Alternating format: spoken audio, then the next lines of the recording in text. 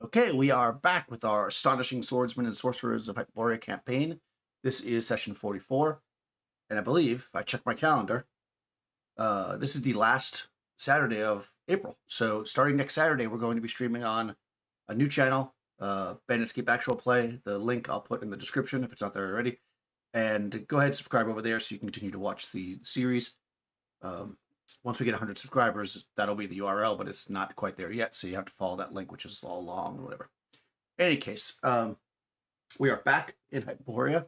The party has set out from Dunwich. It is still the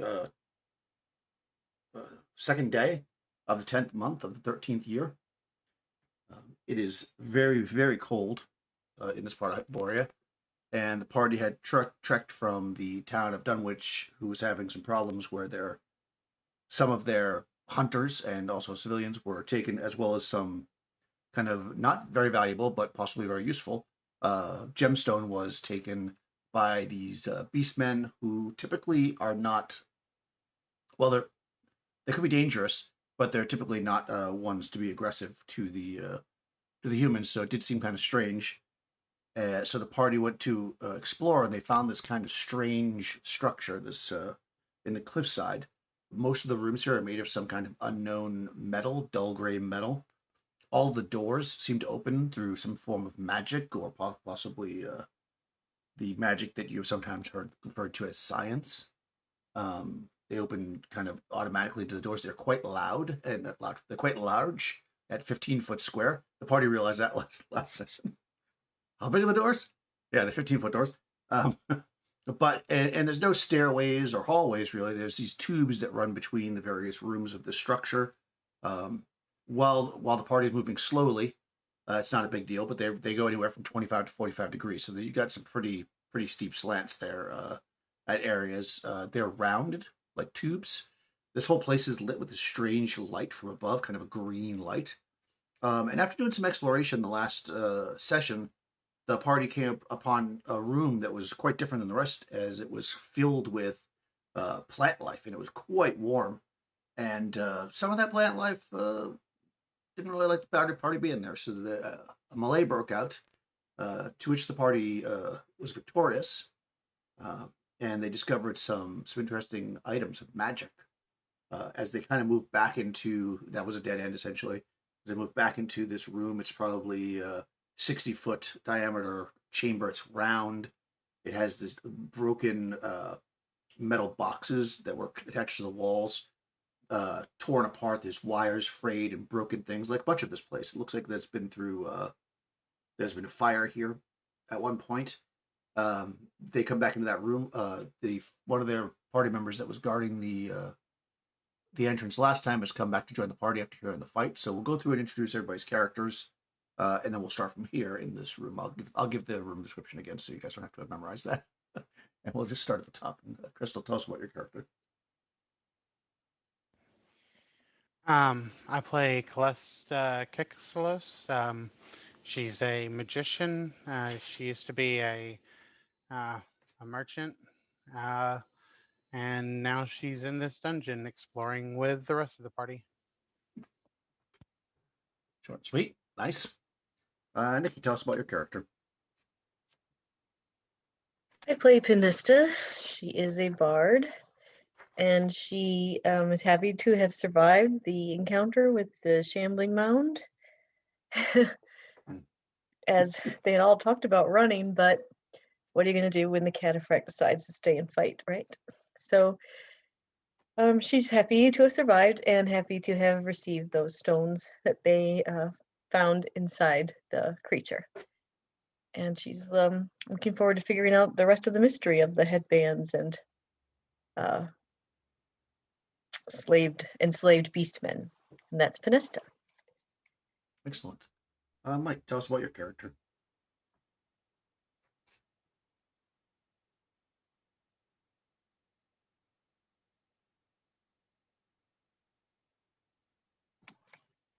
I can't hear Mike. You're muted, Neither Mike. can I. No, he's not muted. It doesn't look like he is anyways. No. I thought he was just gathering his thoughts for his exposition. Oh, on mine he shows he's muted.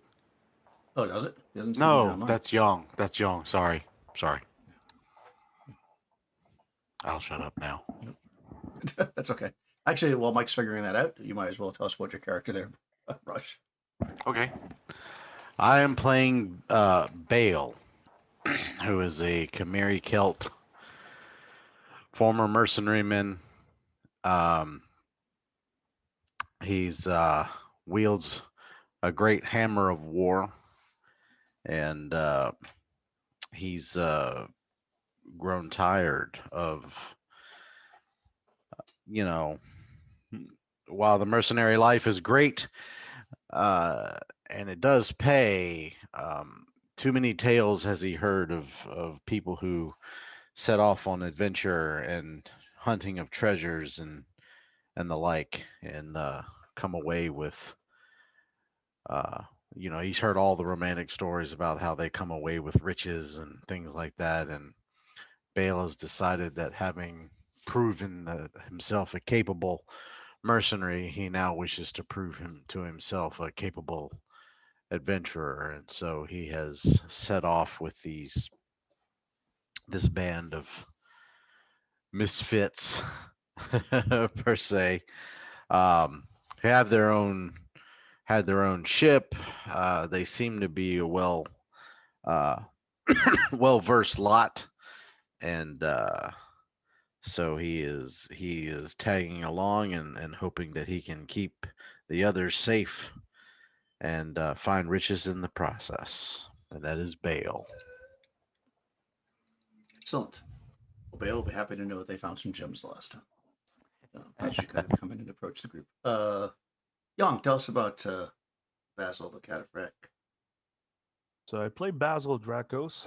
He's the veteran cavalryman from Chromarium City Guard.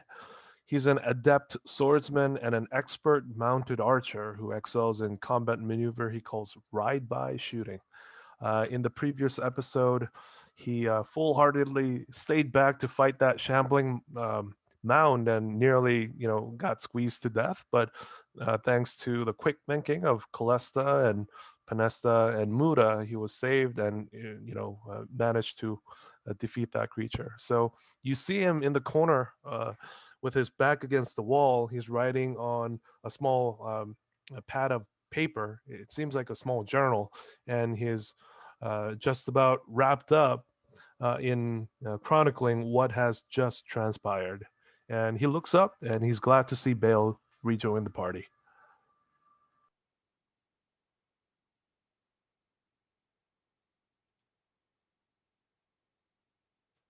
Excellent. And let's see if Muda has come out of his meditation of silence.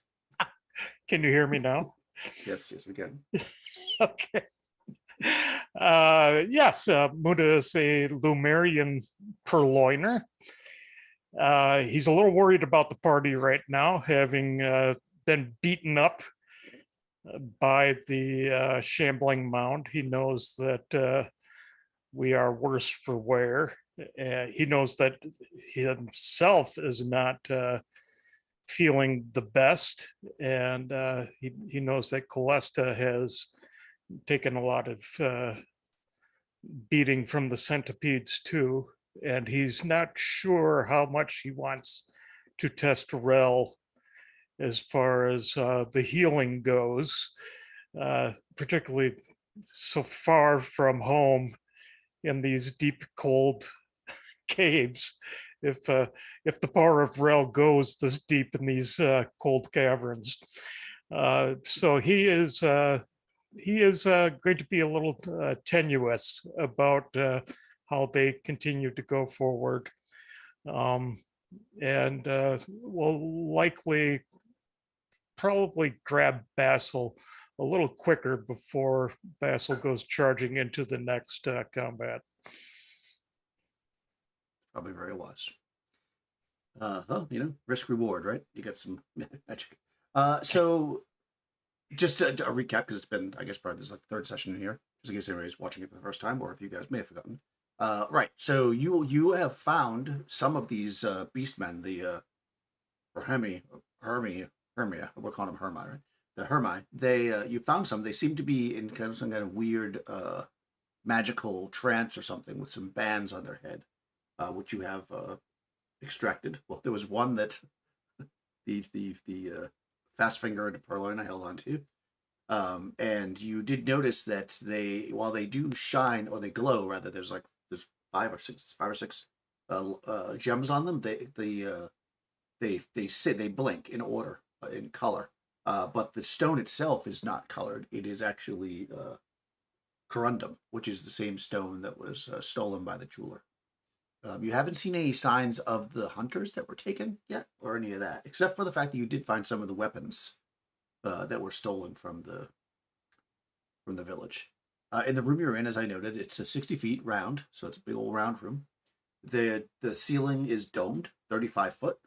The walls are lined with these broken metal boxes that are kind of torn from the walls, and you kind of looked inside of them and stuff, and you saw that some of them had, going deeper into the wall, essentially these almost glass-like, but not really glass, like hard but not glass tubes that seem to be somehow were had krill in them, or where you would imagine. You also saw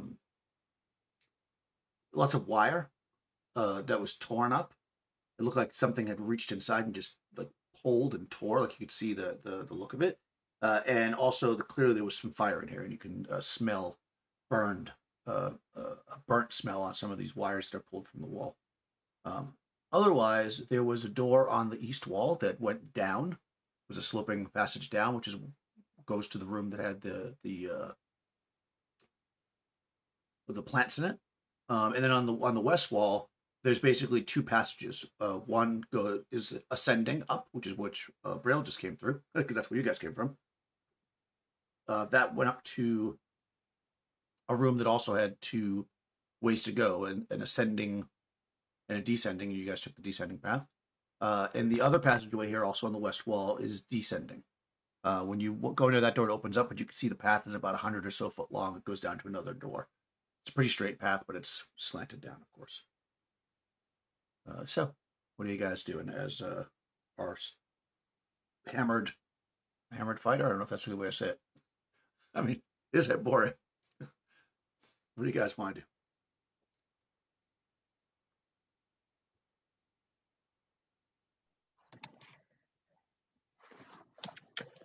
Well, Dale just kind of looks to everybody else for a moment with his arms crossed across his chest. You notice that around Panesta, right? What the other one? Muda? Was that it? no, I think no, Basil has the Dex one. Yeah. I didn't take around this. Basil? I don't need them. Yeah. Around Basil and Muda. No, Yep. Muda doesn't want the stones of annoyance. Oh, you took them down. Okay. So around Basil's head is floating a stone. It's a red sphere, I believe. A little red sphere kind of making circles around his head. Hey, Bale, it's glad to see you back here. Yes, indeed. How is everyone doing back there? Well, they're fine, but I feel I have to ask. It seems you have a red rock spinning around your head. That's new. Yeah, Muda found it on his way out of that pile of vines and guts. He took it down himself in the end. He tried to eat us. A magic rock. Magical stone, I presume. Do you know what it does? Well, Panesta did tell us what this one does. I think the other ones with a different color gives you different magical powers. Well, the one that's spinning around my head makes me a little swifter, a little more nimble than I usually am. But I think Panesta said something about one of the stones giving you strength. Yep. Hmm. And a greater constitution. Ah, yes. Well, that is Literally. Yes, literally. Well, that's good. I, you know, as long as somebody is able to figure out what they do, you don't want to just take a magic rock you find and just start letting it spin itself off around your head. I mean, who knows what it could do? Exactly. Well- That was my point. I found it way too annoying. Well, yes, but we know what they do. Yeah, It well, helps him be swift and strong and increases your constitution. Yes, Well- and everybody sees a rock flying around your head. As you guys are talking about that, Basil's eyes look like he's like following some sort of fly buzzing right in front of him. His eyes are following his stone right now. Well, Well, If Muda, you want one of these stones, Bailey, you can have one. well, I know that you are a singer of songs, a teller of tales, and a keeper of lore. So, if you say that you know what they do and that they are harmless, then I have no reason to disbelieve that. Now, I do see Muda's point that this thing flying around your head could get in the way, but I'm used to pitched battle where arrows and sometimes fingers and anything else could just come flying through the air at any time. Yes, I don't- and what was the first thing that you noticed about Basil? Well, I noticed that he had a rock spinning around his head. Exactly. It's kind of hard to be undetected with Well- rocks flying around your head. Can he take the rock down? That's the first question. And the other thing is that there is a strategic element to this, Muda, because the first thing I noticed was the rock, and I was paying attention to the rock and not paying attention to the man.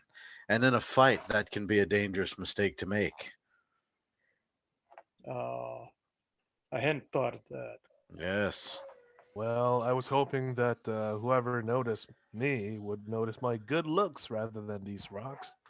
I think you better stick to the rocks, my friend.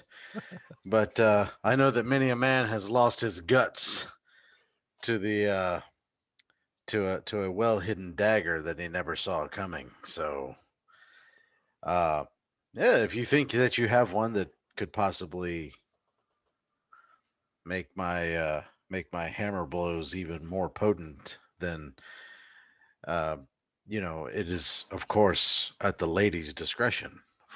But I would Um, not say no. So it increases. I can give you one that would increase your strength by 1 if that would put you up to a different tier, That's a Bale, good question. Let me find out. or your con by 1 if that would help you at all. I mean, I don't have them; they're ours. Yeah, I know. Blue or pink? Oh, Well, blue is the strength, and pink yeah. is the. Well, I have a 17 strength, so that stone would give me an 18. I think that would kick everything up by 1. Yeah. Oh, yeah. Yep.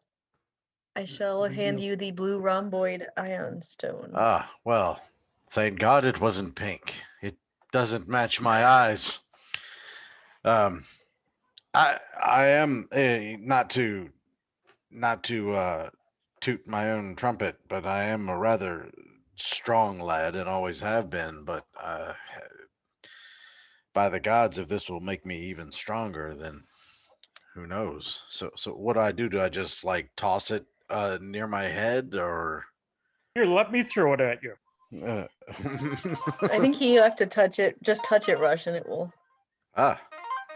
Simply touch Grab it. hold of that and then touch your forehead with it, like this. He grabs his own and touches it on his forehead and it starts spinning around his. He takes it. He looks at Muda and he goes, "I feel kind of silly, but if it works." And then he shrugs, and so he touches it to his forehead and he lets it go. And Yeah, when you do that, the stone immediately, like if maybe you think it's going to fall, because when you let go of it, you feel the weight drop. But yeah, it starts to go down, then it comes up and it starts to slowly make a circle around your head. And you Hmm. notice too that when Basil walked, it kind of like It doesn't stay exactly the same distance, so as you're walking, it kind of drifted behind him, but then it caught back up and circled back around his head. So it's moving around. It's a so yes, Okay. that is a ion stone. You can take it down yourself, just so you know mechanically, just by reaching up and grabbing it. For anybody else to get it, I think they have to make a hit against it at like armor class -5. So it's pretty hard for somebody else to take it away from you, but it's not impossible. Sweet. Well, So- Bale, how do you feel? Well, I kind of stretched my arms out. I was like, well, I mean, it's hard to tell. I'll let you know the first time I get a chance to swing this this hammer. Then Well, we'll know. I'm sure you'll get a chance. Yes. One can only hope. Yes. Yeah. Humbly, he says that. Yes. And I beg you guys' forgiveness. I don't have the book with me right now. So when you go to 18, the attack mod goes to 2, right? Yeah, you are at 18. You are +1 attack. Oh, no, I'm sorry, +2 attack, +3 damage. Sweet. Yeah, and your tester strength is 5 and 6. And your extraordinary feat is 32, but of course you're a fighter, so you get +8, so you go up to 40. Good lord. Yeah, So you got a that's pretty pretty good awesome. extraordinary feat. Yeah, that's very good. That's very useful. I definitely could have used the last time we were trying to open the door.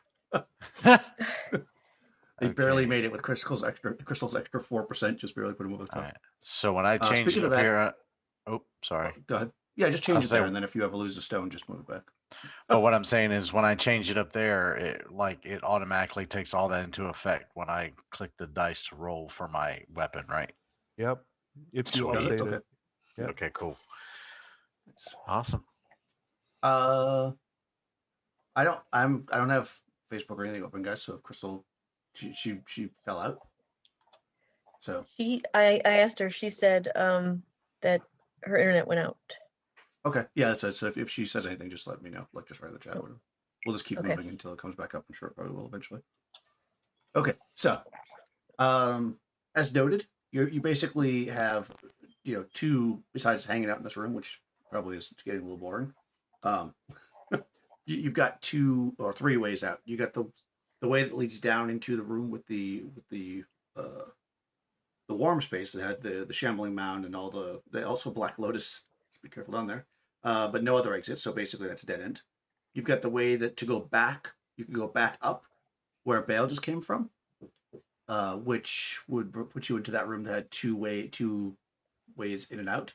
That was the one that had the 4 kind of 6-inch tall pillars that were 10 feet, and then in front of it was those like clear tubes that were tall and they had the krill in the bottom. Or there's a new way that you haven't gone yet, which descends further down.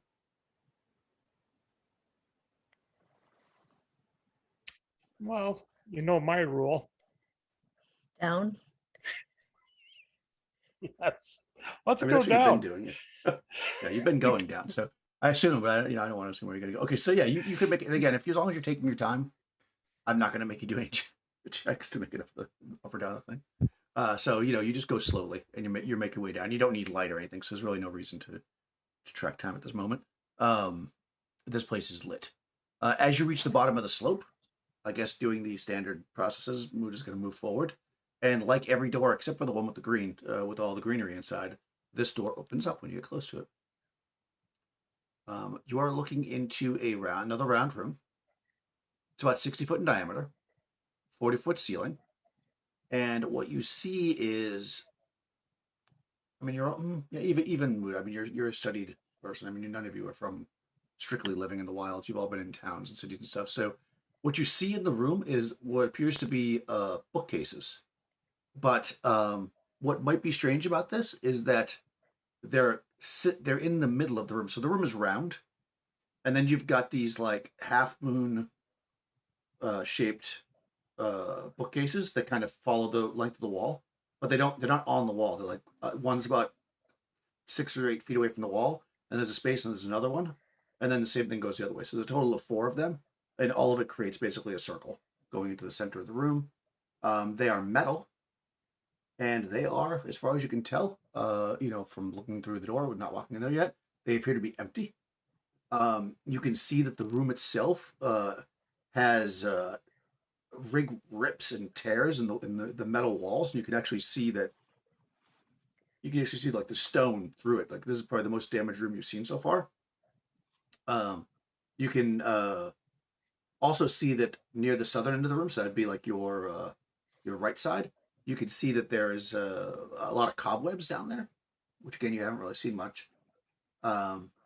And there is actually a bit of a smell of it's cold in here, and there's this kind of smell of like wet fur.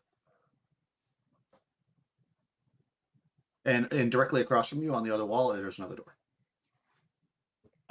Ceiling, anything Uh, unique about the ceiling, or just yeah, actually, the ceilings.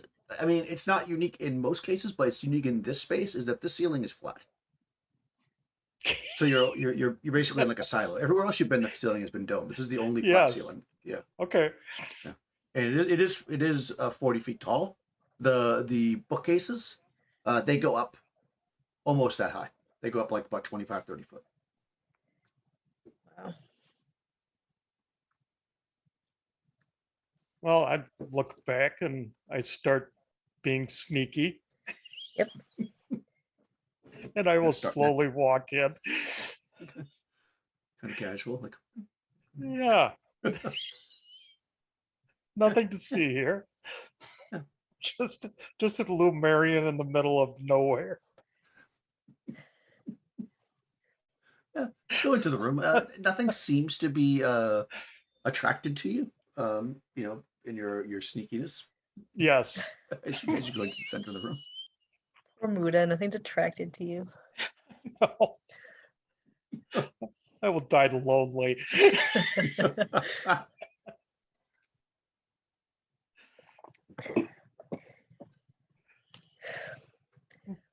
Well, Muda, Basil, these bookcases are big, just like the table was. Whatever lived here. Oh, I'm getting a very bad feeling about this. Yes. But the wet fur. That is interesting. Yeah, it does smell like that, doesn't it? Are these shelves climbable? Sure, you could climb them. Okay. And I'll being a start. thief type, you can definitely climb up. I'll start climbing. Just see if I can get Yeah. a better look around the room. Yeah, you get up on the shelf and you start climbing. Of course, you're being extra careful because you're thinking these are tall bookshelves, and they could be a little unstable. Yes. But as soon as you step on it, you feel it's really like firm, like it doesn't move at all. And you're thinking maybe at first maybe there's some kind of strange metal, it's very heavy or something. But then you kind of look down, you can see they're actually bolted to the ground. Oh. Well, this is some sort of illusion. They're actually fixed to the ground, even though they look quite different. So these are the bookshelves. Yeah, if you can figure that out. Oh, okay. Just in case that wasn't clear. I mean, the room is so simple. It's harder to describe a simple room than it is a complex room. Yeah. So, yeah, and you climb up, and you get up. You climb right up as a thief type. No Yep. problem. You get up there. They're very, very strong. You don't feel like you're in danger at all when you climb up top and you're looking around the room. You see all those cobwebs over in the southern part of the room. Doesn't seem to be any kind of like bulk in there. Okay. Nothing large, that they can spy. And they look old, you would imagine, based on the amount of just kind of how dried out they look. Okay. Yeah. Everything looks okay, I think, except for those cobwebs over there. Everything looks old, though.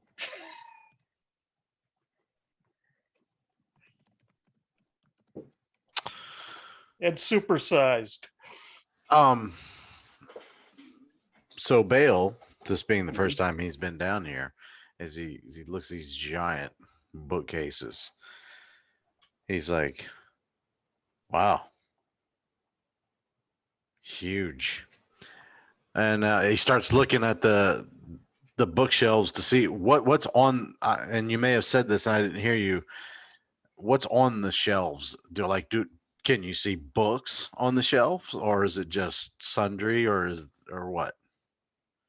They are empty. Oh, And Except you for know, as Muda. you, I mean, and of course, Muda, you see a Muda on there.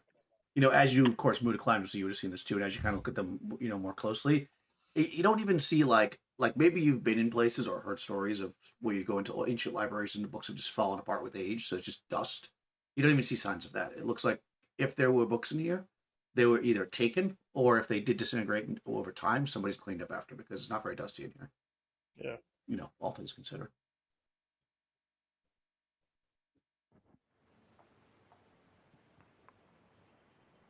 These snake men are quite clean. Oh, honestly, don't think it's Snake Man this time. If that's me saying that. Well, you keep saying that, but you know, maybe they're giant snake men. yes. Well, Penest, you did mention that you don't feel too good about this place. I suggest perhaps you could fly up, considering that that would be safer for you. I mean, it's got quite a high ceiling here, don't you think? Yes, but if I fly, I can't always. Certain things I can't do when I fly. True. But I have the carpet just in case. You could perhaps hover just off the ground in case you need to take refuge up there. I don't feel too good about this place either. It seems like something large has wrecked the place. Yes, I agree. It seems like something large has wrecked the place, and it also seems like something large lived here. Whether or not it's the same entity. And I never have a good feeling about any place we go into, so Well, I think they're You all know. gone, except for the centipedes and the plants, and the plant. and possibly those spiders down there. Do you recognize that smell? The smell of wet fur? Just wet fur. I mean, Yeah. Smells like a dog in the rain. yeah, we got those vermis running around, or hermis, or whatever we would call those. Right. That's what I was thinking too. He sniffs the air. I mean, does it smell like the sea? Like, wetness? Kind of like the krill, No, it's more or like an animal got wet in a heavy rain. Like because you've been around the horses and stuff, you know. looks around the room to look for a source of water. Okay. Yeah, I mean you spend some time looking around. It seems dry in here. You don't see any wet areas, and the spell is lingering. I mean, it's not like it's so intense you can't. Like it's just, but it's different because the air in this place.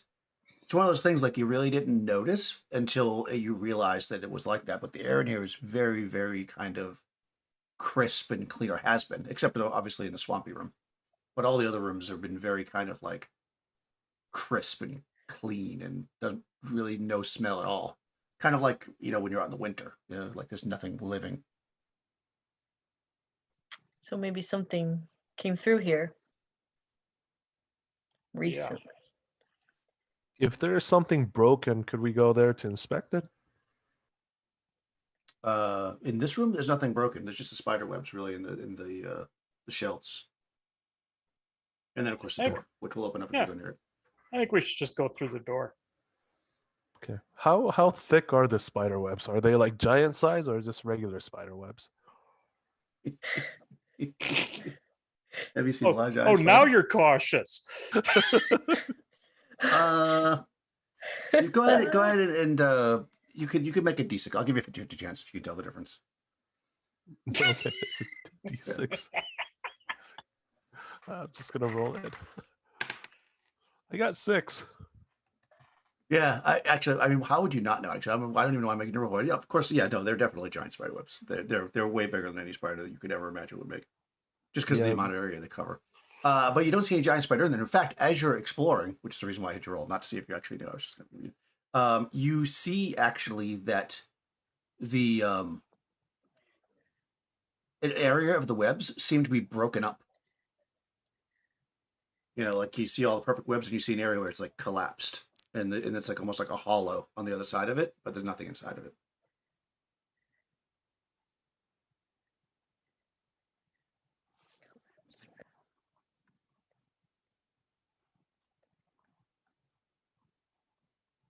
Muda's gonna hop down.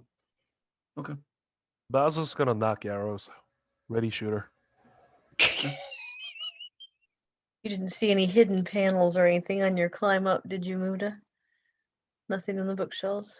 No. Of course, I Okay. wasn't Yeah. looking. Should I go look? I'll cover you. I forgot to look. Let me go look again. Okay. Yeah. So you're looking to what? See if there's any kind of like hidden panel in the shelving itself. No, I'm just gonna walk back up there again. Okay. Yeah, you get up there. You see what's going on. You can see that Basil's Nothing. pointing his bow into an empty spider's nest. Right. I'll check the ceiling. Okay. You Is look there up. anything there? No. Nope. I ceiling's checked the flat. shelves. Yeah, they're metal and they're flat, and there's Okay. nothing on them from what you can I tell. laid down a minute. I carefully studied the rivets of the ceiling. I sigh. Okay. I look over the edge. No, I don't see anything. Basil leans to Panessa and says, "You know, that Muda, he's very talented." That What is about one word for him, yes. what about Callista? What's she up to? Callista is interested in this spider's web because where there are spider webs, there are spider eggs, and spider eggs are very renowned for many wonderful properties. It's true. Yeah, so any magician would be proud to get their hands on a sack of spider eggs. Okay, roll me a d6. Uh, you're welcome, everyone. Did you get a one? Yes, I did. That's good, actually. You find actually what you believe is a sack that would have been full of spider eggs. You know, so you get maybe a moment of excitement. But when you go up and look at it, you can see that it has been cut open, roughly though, not by a very sharp knife. But it's definitely been cut open, and all the eggs have been taken. Oh, that's odd. Well, I was gonna collect me some spider eggs, but it seems like someone's beat me to the punch. That is. Yeah, Muda will look over the edge of the shelf that he's laying on, and he says, I kind of have that feeling about this whole place that someone's kind of beaten us to the punch. I mean, it's been pretty much empty of everything. Well, I mean, we recovered those stones, right? Yeah, from something that nearly killed us. But we recovered the stones. Yeah, but look, everything else has been mangled. All the easy stuff is gone. Well, I mean, like, we didn't take up lives of adventuring because it was easy. No, but if I were to say, oh, look, this is a pristine place that no one has been through before, and we're just gobbling up stuff. No, it looks like someone's come through here, cleaned up the stuff, and when there was danger, they just ignored it. Well, they Alright, were probably the smart ones then. It seems like what you're suggesting is that we move on from this room. Is that right, Muda? Well, that's what I mean. I'm thinking that perhaps we could not be alone here. Yeah, that's the assumption. we still haven't found the kidnapped warriors, and we still haven't found whoever's responsible. I'd say lead the way, Mura. I'll cover you. Okay. I'll bop down the shelves. Okay. Okay. Well, on the opposite wall, basically, you came in from the east, I think. Yeah, but the opposite wall that you came in from, there is another door. I'll walk up to the door. It slides open automatically. Hey, duck. You're gonna get lazy after a while. I know. Slides open, and you're looking down a corridor about 60 foot long.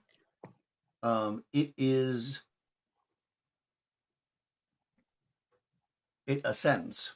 So you descended down about 100 or so foot path to get here, and then on the opposite side there's another one, but it ascends again, but it only ascends a short way. It only ascends about 60 foot to a door. And is this hallway clean? It looks like most of the other ones. Yeah, Yeah. it's basically. I mean, you see some cracks and stuff in the walls of the hallways, which again are stone, and like they're not metal like the rooms. But it looks mostly like the rest of them. There's nothing in here that's out Right. of place. I'll casually start walking up. Okay. I'm assuming everybody is. Is Well, Muda very beaten up right now? Yes. His hit point. Basil's gonna step up there and says, "Muda, it seems like you're bleeding quite a bit.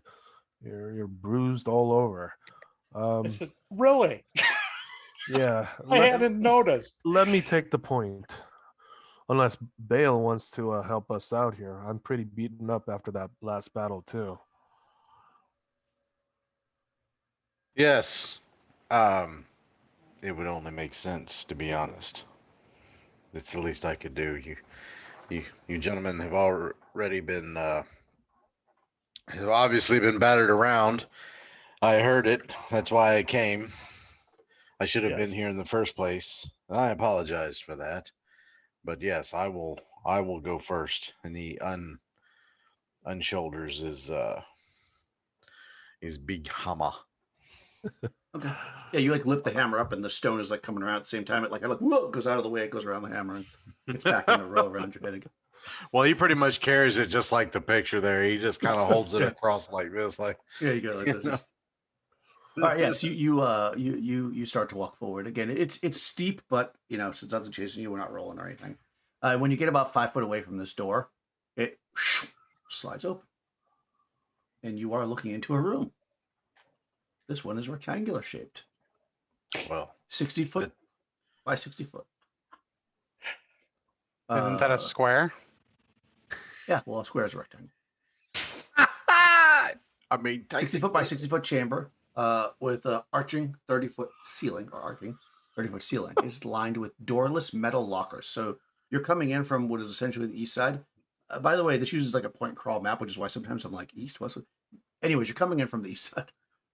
You're essentially looking into this square room, and on the right side of you and the left side of you against the walls are basically what are effectively metal lockers.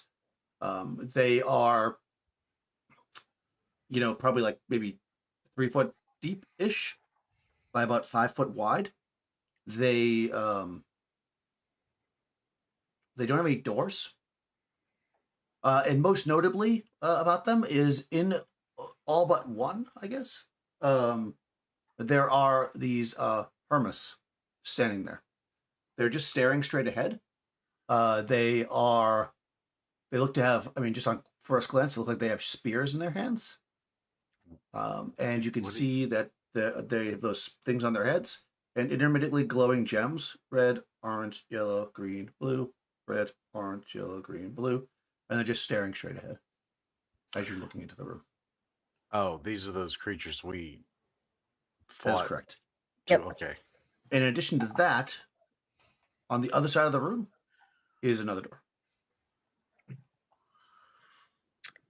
A square room, or as some scholars call them, rectangles. You're gonna die. Um,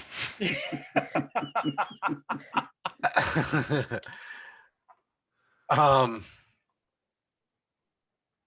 Yeah. So, Bale, as he pokes his head through, I didn't recognize the name of the creatures when you called them out. So Yeah, that's why. they are basically the Beastmen. Yeah. Called Hermes or Hermes. I You turned were back here and for that session, right? yeah, They're yeah. basically okay. I just Sorry. didn't remember the name. Right. When you said Hermes, I was like, what? Um, I look back over my shoulder and I say the Hermes beastmen with the headbands are in this room, standing, staring into the center like they're keeping guard. Well, don't touch them. Last time we touched them, they woke up. Yeah, well, I won't touch them if they don't touch me. And then Do they see us? doesn't appear to. And I look through there real quick and I try. How many did you say there were that I can see? There appear to be 9 of them. There's I 10 in the turn around. lockers total, and 9 that have these creatures in it. The other one, the one on the north wall is empty. I turn back to the group and I say, there's 9. Toss something into the room and see if they react to it. Muda just walks in. Basil Okay. Or has that. the arrows knocked. Okay. Yeah, you step in the room, and as soon as you do, their heads like they lock and they look at you, and we can tell that initiative is about to happen. So it was going to happen eventually. You might as well just do it, I guess, right? Yes. With that, Who with makes that- plans these days? Come on. Guess I'm not taking point anymore. Basil does have ready shooter, so you can go ahead and target. Muda hates What a- indecision. yeah. I'm getting that. Go ahead, Young, and loose your arrows. Yeah, and he's like, damn it, we didn't even plan for this thing. And he just lets it fly. Hold on a second. There we Well, go. you don't know how they're going to react until you know, right? Yep. So that's the first one. I miss Brighild. Yeah.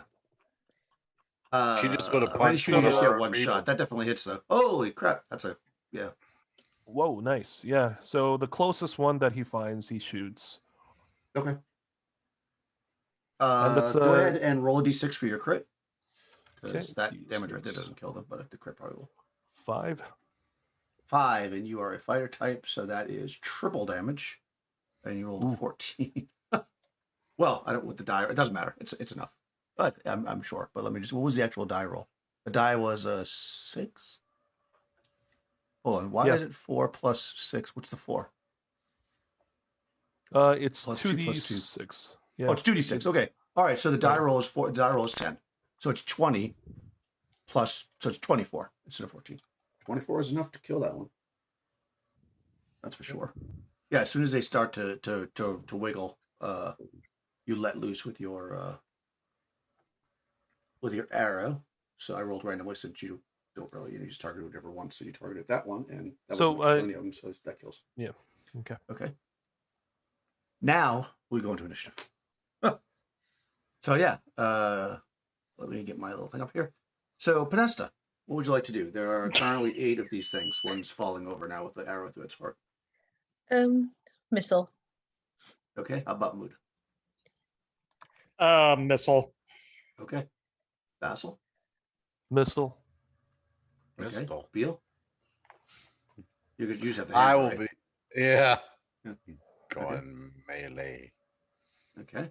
And how about Callista? Sorry, Rush. Fireball.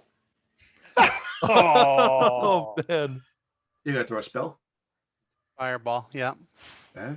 Wow. All right. That's okay. Well, it's not okay because Rush is gonna get killed. All right. So you see that that Bell's gonna run in, but let's roll the shit first. Well, doesn't magic go before melee? Nope. Not in this one. Oh shit. They got a 6. Uh-oh. Oh, who's rolling? Podesta. Nikki, roll initiative. Okay. Gonna put it on me to kill the party. Yeah, because I just rolled a 1. Yeah, you're the one who got us into this. It's like, All right. the Well, fuck? Oh, I'm gonna kill them so all. they 7 of them step out with spears and charge you. You're all within charging range, so they're gonna all come. They're gonna all melee you all as they charge into your group en masse. But one steps out, standing back, and he lifts a crossbow. And on this crossbow is a little tube of metal, and you see that there's a little tiny red light that shines. And let's see. Let me see who's going to target. Well, I'll wait. It's going to shine on one of your foreheads and shoot you. Mm. That's right. Yeah. Oh, All right. God. So I think there are 7 of them. So everybody will get meleeed once as they charge in, and then unlucky people will get meleeed more than once. All right. So it's going to go like this down the line. Let me get their stats so I don't have to keep looking back at them. Exciting, exciting, exciting. Huh. Where are their stats?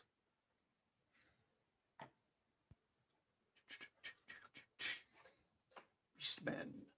All right, they're 3 + 2 hit dice. All right, and they're using spears. All right, so against Penesta. Well, that hits AC of 5. That'll hit me. It does, okay. Yeah, he's got a spear, which does. Anybody use a spear? This is why we need regular back. Oh, actually, hold on a second. Does anybody have a really long weapon? What weapon class is your weapon, Rush? You're the one melee. They have short spears, which are weapon class 3. It's a 4.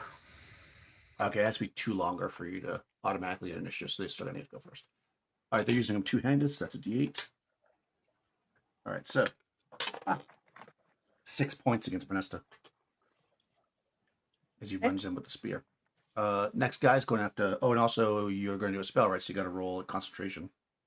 So Yeah. 3d6. And my AC is -2 because I'm in melee with a spell. Right, Penesta 2. Oh, sorry. I'm on Penesta, not now. Not Colesta. Sorry. Yeah. So it'll I be was the doing damage. missile. Oh, that's right. It was only I said Colesta was doing missile. a spell. Okay. All right, Yep. sorry. I thought you were doing a spell. Okay. Mhm. All right. Muda. Yes. Ooh, that's gonna hit you, I'm sure. 18 on the die. That's armor class -1. Yeah, that kind of hits. Okay. Oof. 4 points. Fail. Ooh, they're rolling really good, guys. 0 armor class. Does that hit you? Yeah. Okay. 4 points. Basil. I know you have good armor class. 0. Yeah, it hits 0. He's Oh, these exactly guys at are rolling 0. really high. I have to retire this die. All right, 2 points. And finally, Callista. That's going to hit you. That's a 16. You have to look it up. All right, so you're going to hit as well for 3 points. Okay. And what do I roll for the concentration? I can't remember. 3d6 plus the damage, so 3d6 plus 3. And you have to get under your stat, your casting stat, which I guess is base for. Intelligence, and I took 3 damage, so that's 14 total. So I actually did make it. Okay, you're good to go. Of course, they're all on top of you now. Well, except for the one guy. Yeah. So we'll deal with that when the time comes. So there's still one more of them that's going to do a melee. So I'm just going to roll. I felt like I was playing DCC for a second. I was like, who has the lowest luck? Oh, nope, it's going out to Basil. With a 7 on the die, that's not going to hit you because your armor class is 0, right? Yep. All right, that guy misses, but the guy with the laser crossbow is targeting. Oh, fail. Oh no, Rush. So this little beam of red light aims probably on your chest. He's aiming center mass. This isn't an action movie. And a laser shoots from the thing, just like Chewbacca. Nice. Getting hit with a Apparently, though, bolt. he's a terrible shot with a 2. So it sings off the wall and bounces around just like a stormtrooper. And that's them. Okay, so currently these guys have just all but the guy with the crossbow have all piled on top of you. And I guess there was a chance he might have targeted one of his own guys there, but since he missed so badly, it didn't matter. And so I know people might be changing what they're doing, I'm assuming, because you're not going to be able to do some of the stuff you wanted to do. But we know that Bale was doing melee, so go ahead and you go first, Bale. Alrighty. So, which I'm actually going to swing at the one that is on Muda if I can, because my understanding is he's hurt pretty bad. I mean, there's ones on top of 2 on you currently. Oh, is Right? there? Okay. So, I mean, for you can try to charge past them and do that, but I'm going to say you'll take a -2 to your attack if you do that. Oh, all right, never mind. It's up to you. Then.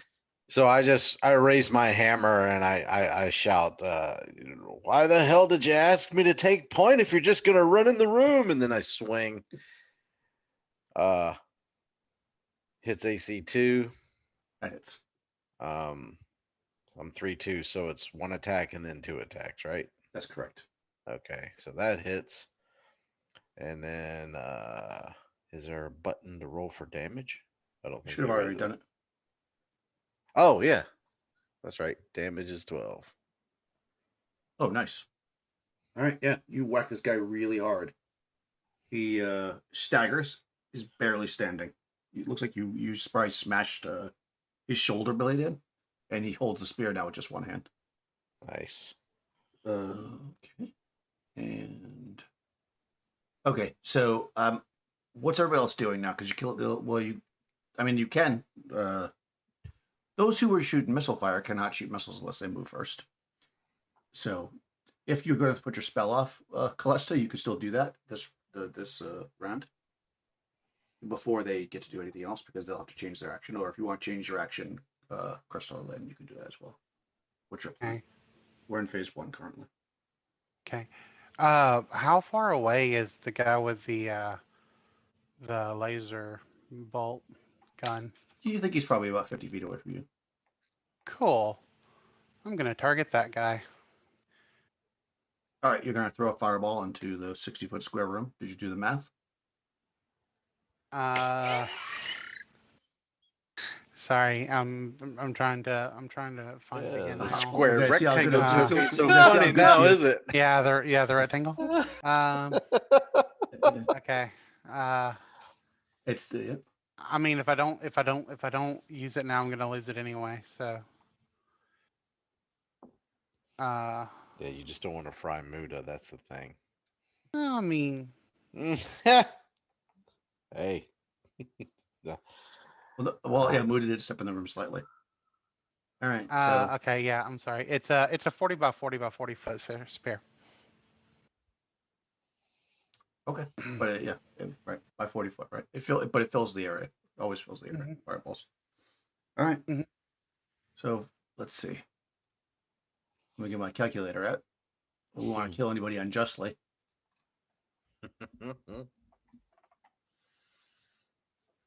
Okay, so that's 40 by 40 by 40. Well, it says 40-foot diameter spare. Sorry.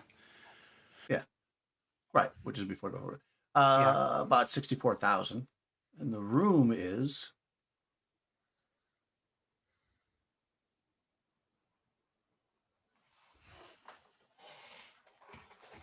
108,000. So it does not kill Muda. Sadly, I mean, yay, good. Oh, thank God. All right, do some damage. Yes. Okay. So that will be 66. Since I am Some a good fireball action caster going on. 6. This is not as satisfying as actually rolling dice, but.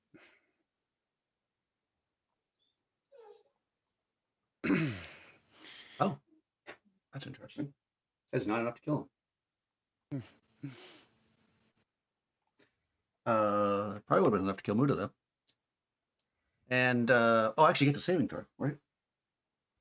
It's avoidance saving throw for half damage, right? Yeah, he does. Yeah. No, he failed it. Also, I guess since you targeted him directly, let's see if you destroy the laser crossbow. Let's see. We're gonna call that. We'll call it Wood Thick, just because it's a magic item, and I'll give it a bonus +3 on its save. Do you want to roll? Go ahead and roll d20, Crystal. See if you kill this thing. Okay. Yeah, let's give it a plus. Actually, give it a +3. 13.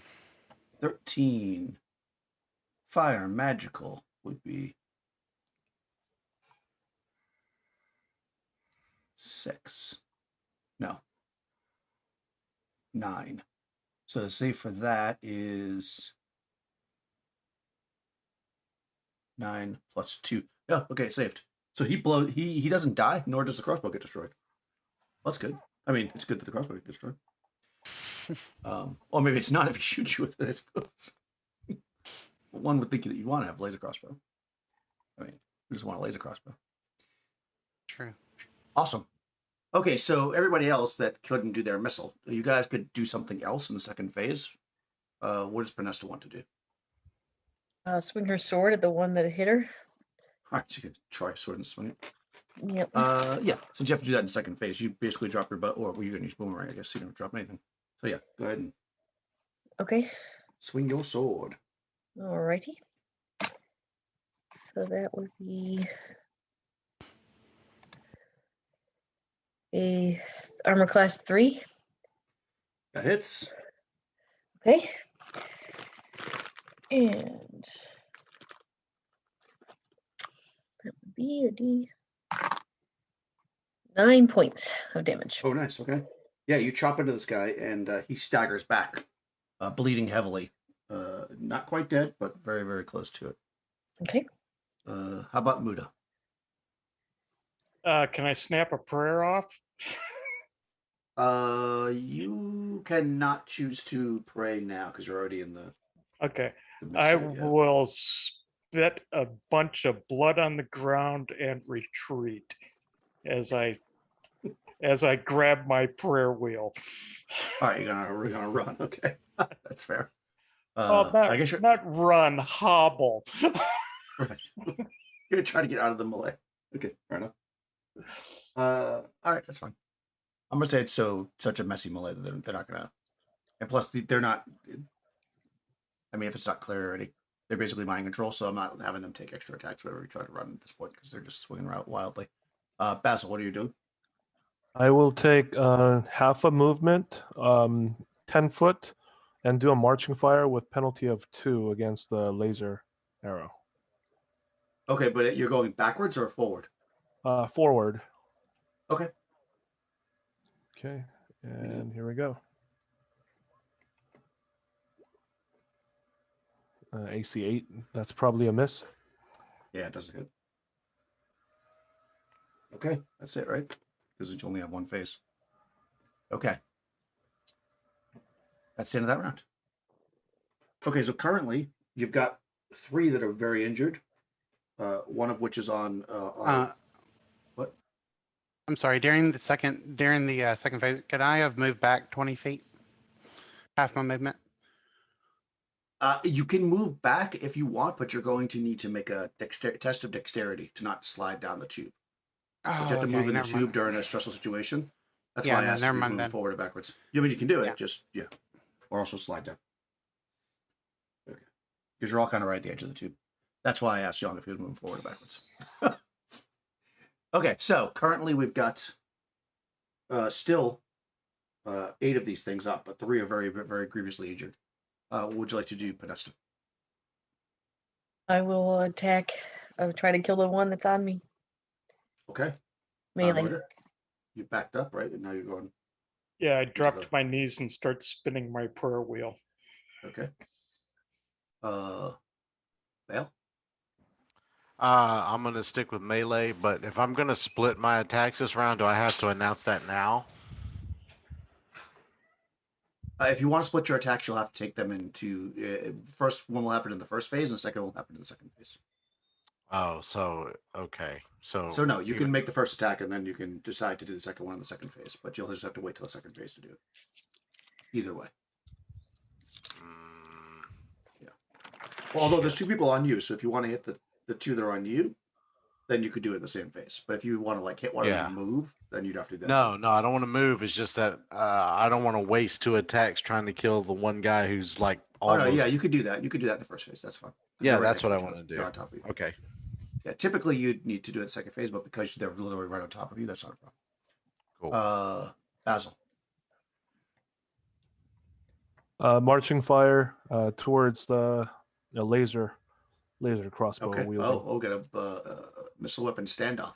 Okay. And Alesta? Gonna throw another fireball in there? Callista, she's gonna use her quarterstaff.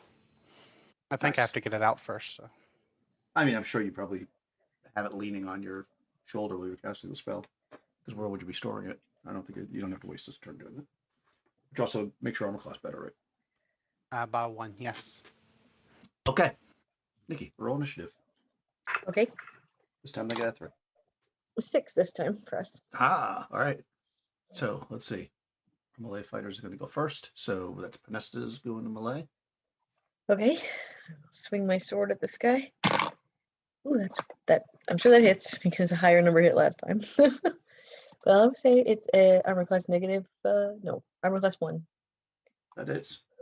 Okay, my sword. Ooh, 11 points of damage that time. That kills him. Okay. You slice him down. He staggers back and falls to the ground. The poor, innocent beastman. Uh-huh. Well, you got 2 innocent beastmen on you trying to eat you. All right.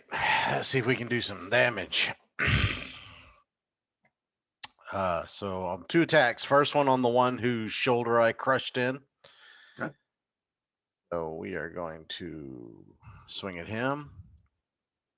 Oh, what's his That does AC? not hit. God 4. dang it. Yeah, AC 4. All right. So, well, I already called it. So, No, it's fine. You can target him again. As long as they're in the same area, you can target. all right. I'll target him again. Oh, jeez. That's a crit, actually. It is. It's a crit with minimum damage. It's such a waste. Yeah, I know. Oh well, sorry. Well, it's still 11 damage. No, It's it just- kill, I mean, yeah, it kills him, but that actually that crit might have killed the other guy if you had. Yeah, that's all right. It killed him. God dang. I mean, you don't know what you're going to roll on the dice. You can never tell. I mean, go ahead. I'm Nope. just curious. Roll D6 to see what you would have done. Oh, a D6? Yeah. Yeah.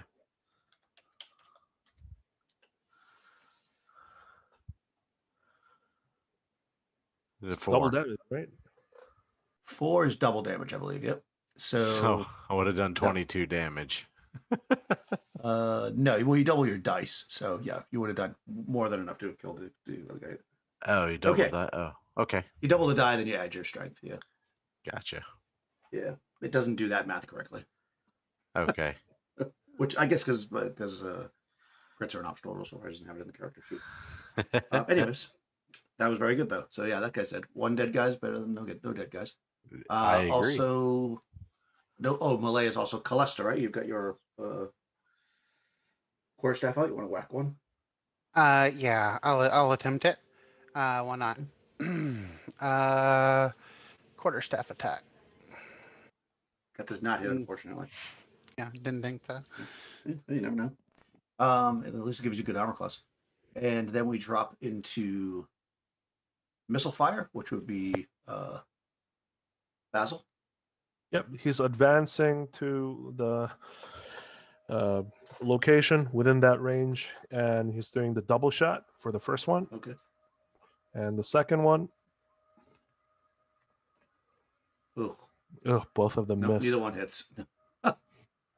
Okay. Unfortunately, those both miss, which sucks because that was really good damage on that first one. And finally, we got a spell that goes off. Muda. I just mumbled to Morel. Come on, Morel.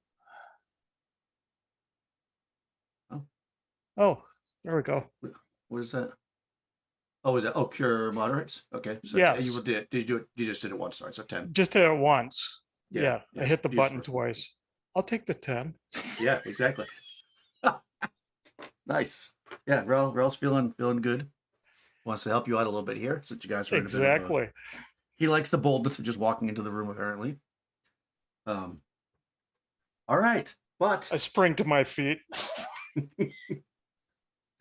however, there are still some of them standing here. So the one that's on Penesta dropped.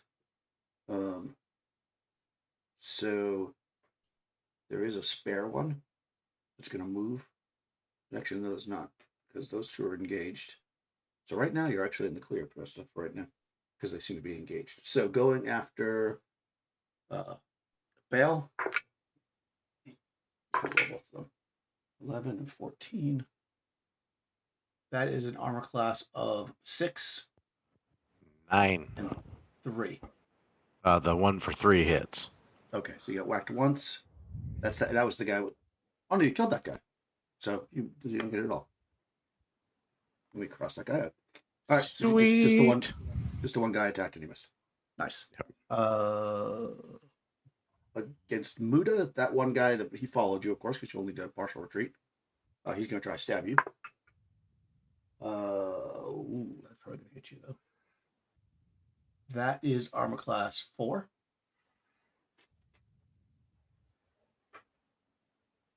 Sorry, that'll hit.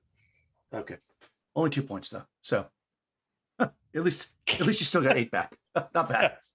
And then against Basil. Real gives, real takes. Exactly. Giveth, he thinketh away. 16. That might actually miss you. Oh, you don't have your shield on now, though, right, Bess? Yep, his AC is 0.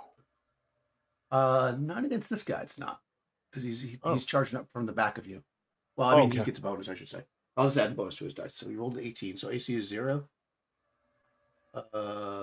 17 hits AC 0. So he just hit you because he's getting you from the back. Okay. So what is it with the shield? It's -1. Yeah, shield with the shield, it's -1. Nice. That's really good. All right, this guy gets you from the back. For only 1 point, though. Okay. Those who attack from the back, All the Unless they're damage thieves. that Basil has taken so far, it's less than 2, which is under his DR. Right, you have the DR, so just whacking off your armor.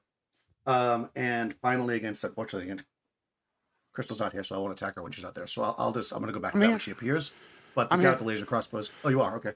Yeah, I can hear you. 12, which is going to hit an AC of 5. That will hit me. My AC is currently 7, I believe. Okay. 4. Ooh, that's 6 points of damage. That's bad. Yeah, that is pretty bad. I think I have 1 HP left. Okay. And then laser crossbow levels at Basil's chest. Oh God, he's terrible with this thing. That's not gonna hit you. And that's the end of that round. That wasn't too bad. They rolled terrible that time. The first round when they came charging in, they were rolling like crazy. All right, so we currently we've taken out 2 of these guys. One, the one with the laser crossbow, is still pretty hurt.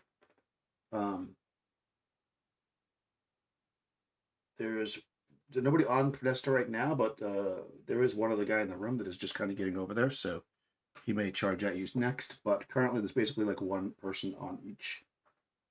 Oh, no, I'm sorry. No, that guy's on. Okay. All right. So, Podesta, I have nobody on you. What would you like to do this next round? Melee the one on Callista. Okay. You can get there. Yep. Yeah, you can. Muda? How close am I to Callista? You're pretty close. You couldn't have gone too far back, or she would have had to go down the tube. So you're Right. You're like within like 20 feet ish at the most. Yep, probably closer. Okay. Well, since I still have my prayer wheel in my hand, I guess I will offer a prayer. Nice. How about Belle?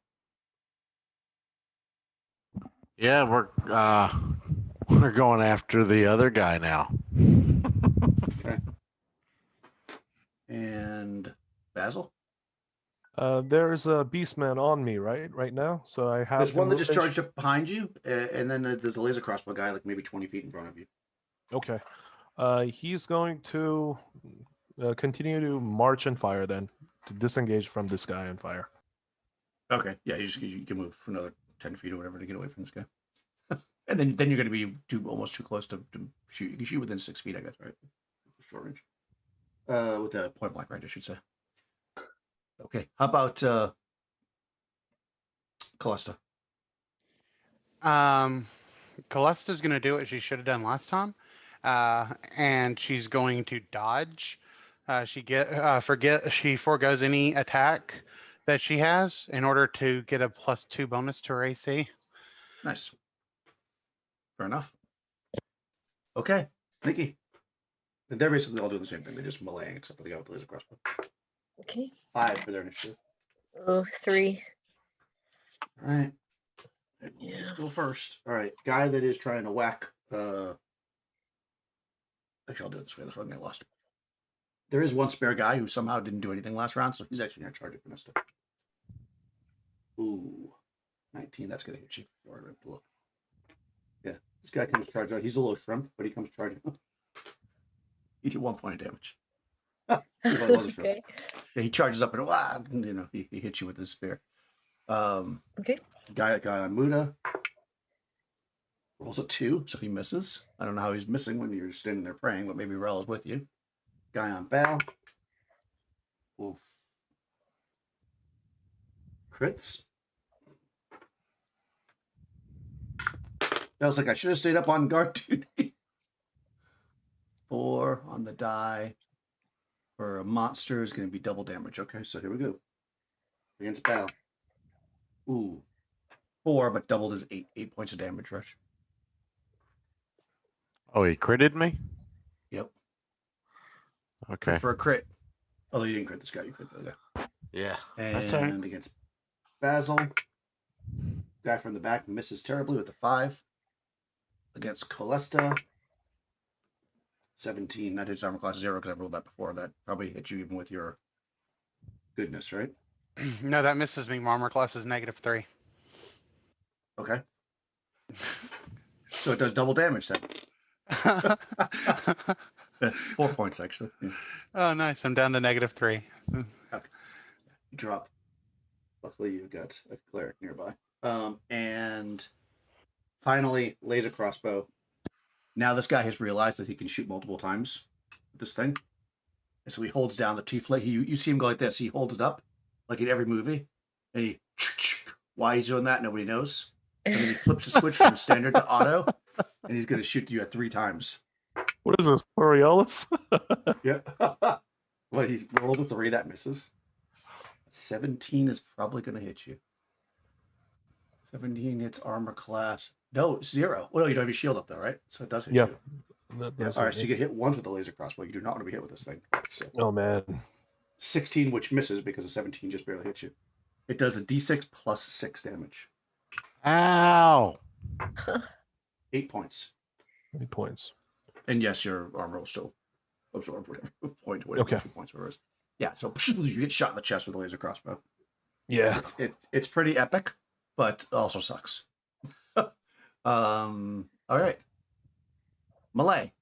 Vanessa. A guy has charged you. A shrimp guy. A shrimp guy. Well, I guess I'll take care of him. Shrimp guy. He's Hit got a me. krill kind of hanging off his. That's another 14, so that hits armor class 1. It hits. Okay. Swing my sword. Wow, another 10. 11 points damage on a shrimp Not guy. cool. Shrimp is dead. All right, nice. Well done. Bell. You got kind of a hefty guy in front of you. Yep. So we're going after the other dude now. So now we're back around to where I just get 1 attack, I think. That's correct. All right.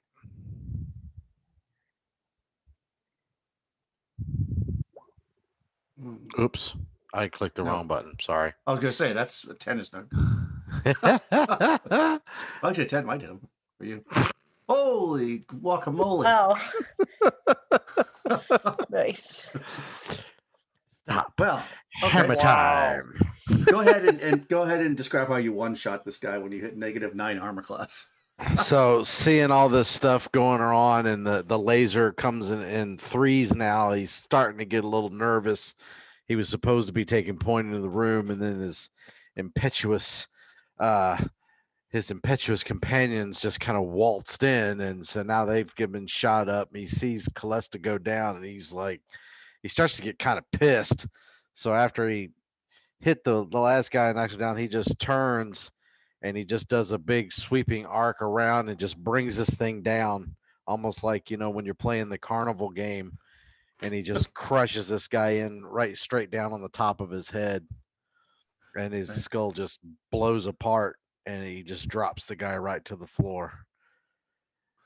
And you Nice. hear him mutter something in an ancient Khmer Celt language as he does.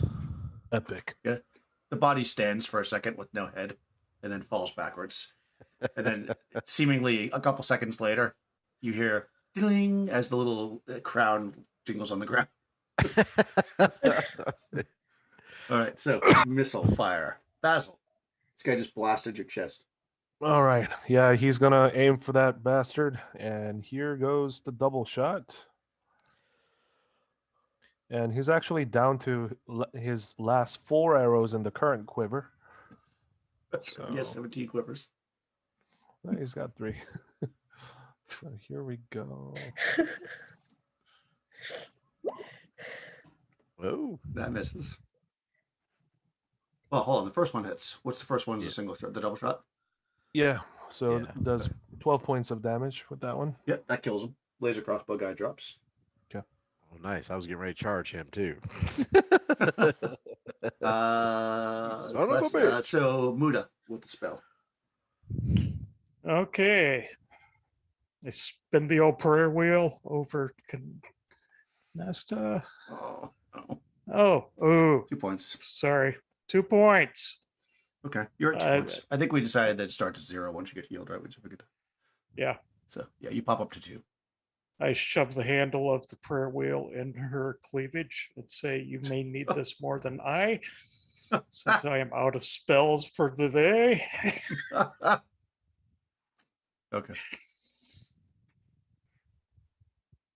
All right, well, that's appropriate. So you wake up, blessed with a prayer wheel being placed upon your body, that we say, and yeah, their ranks are falling. There's 1, 2, only 3 remaining.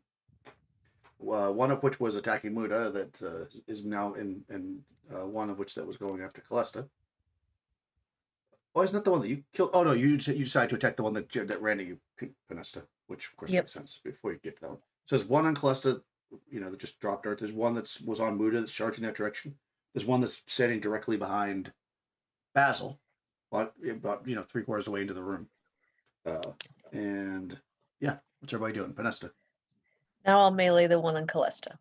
All right, so you charge forward and do that. Muda, what's your plan? Melee. Okay. Basil. I drop the bow and pull out my 2 swords and attack the one behind me. Okay. It's fine. That's probably gonna have to happen second phase with all that stuff happening, but that's fine. And Bale. Bale is going to utilize the time-tested tactic of concentrating fire, and he's going to spin and rush with Panesta over to defend the fallen sorceress. That, All right. for Awesome. lack of, as far as he knows, she's a sorceress. He doesn't understand finger wiggling too much. All right. And Callista, what's your plan? You wake up with Demuda over you and Malay still engaging. She's gonna grab her quarterstaff, and she is gonna dodge, dip, duck, dive, and dodge. Okay. Oh, high heat, dodge, parry, thrust. All right. All right. That's fine.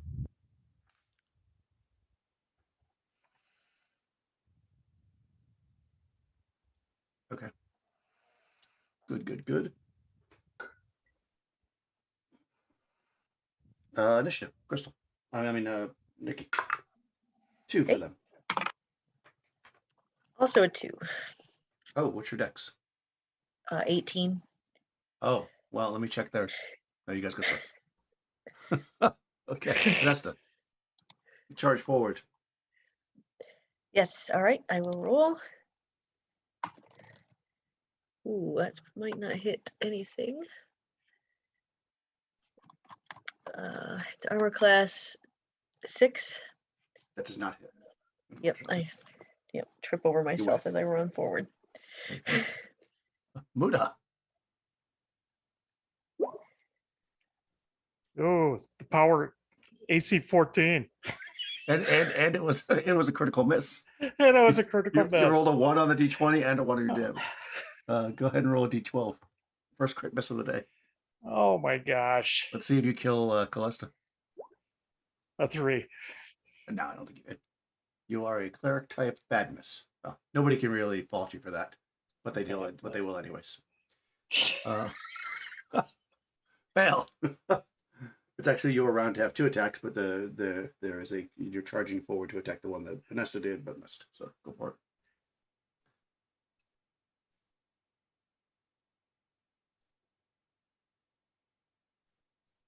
Fail. Talking to me? Yep, fail.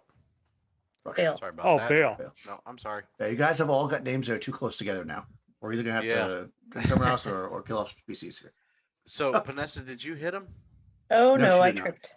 All right, so I get 2 attacks this round, right? That is correct. Sweet. All right, here we go. Boom. Well, That's that hits another- and kills him. Wow. It's another crit. Yeesh. I mean, you can roll it just to see if you want, but that kills him. Gotta roll a d6.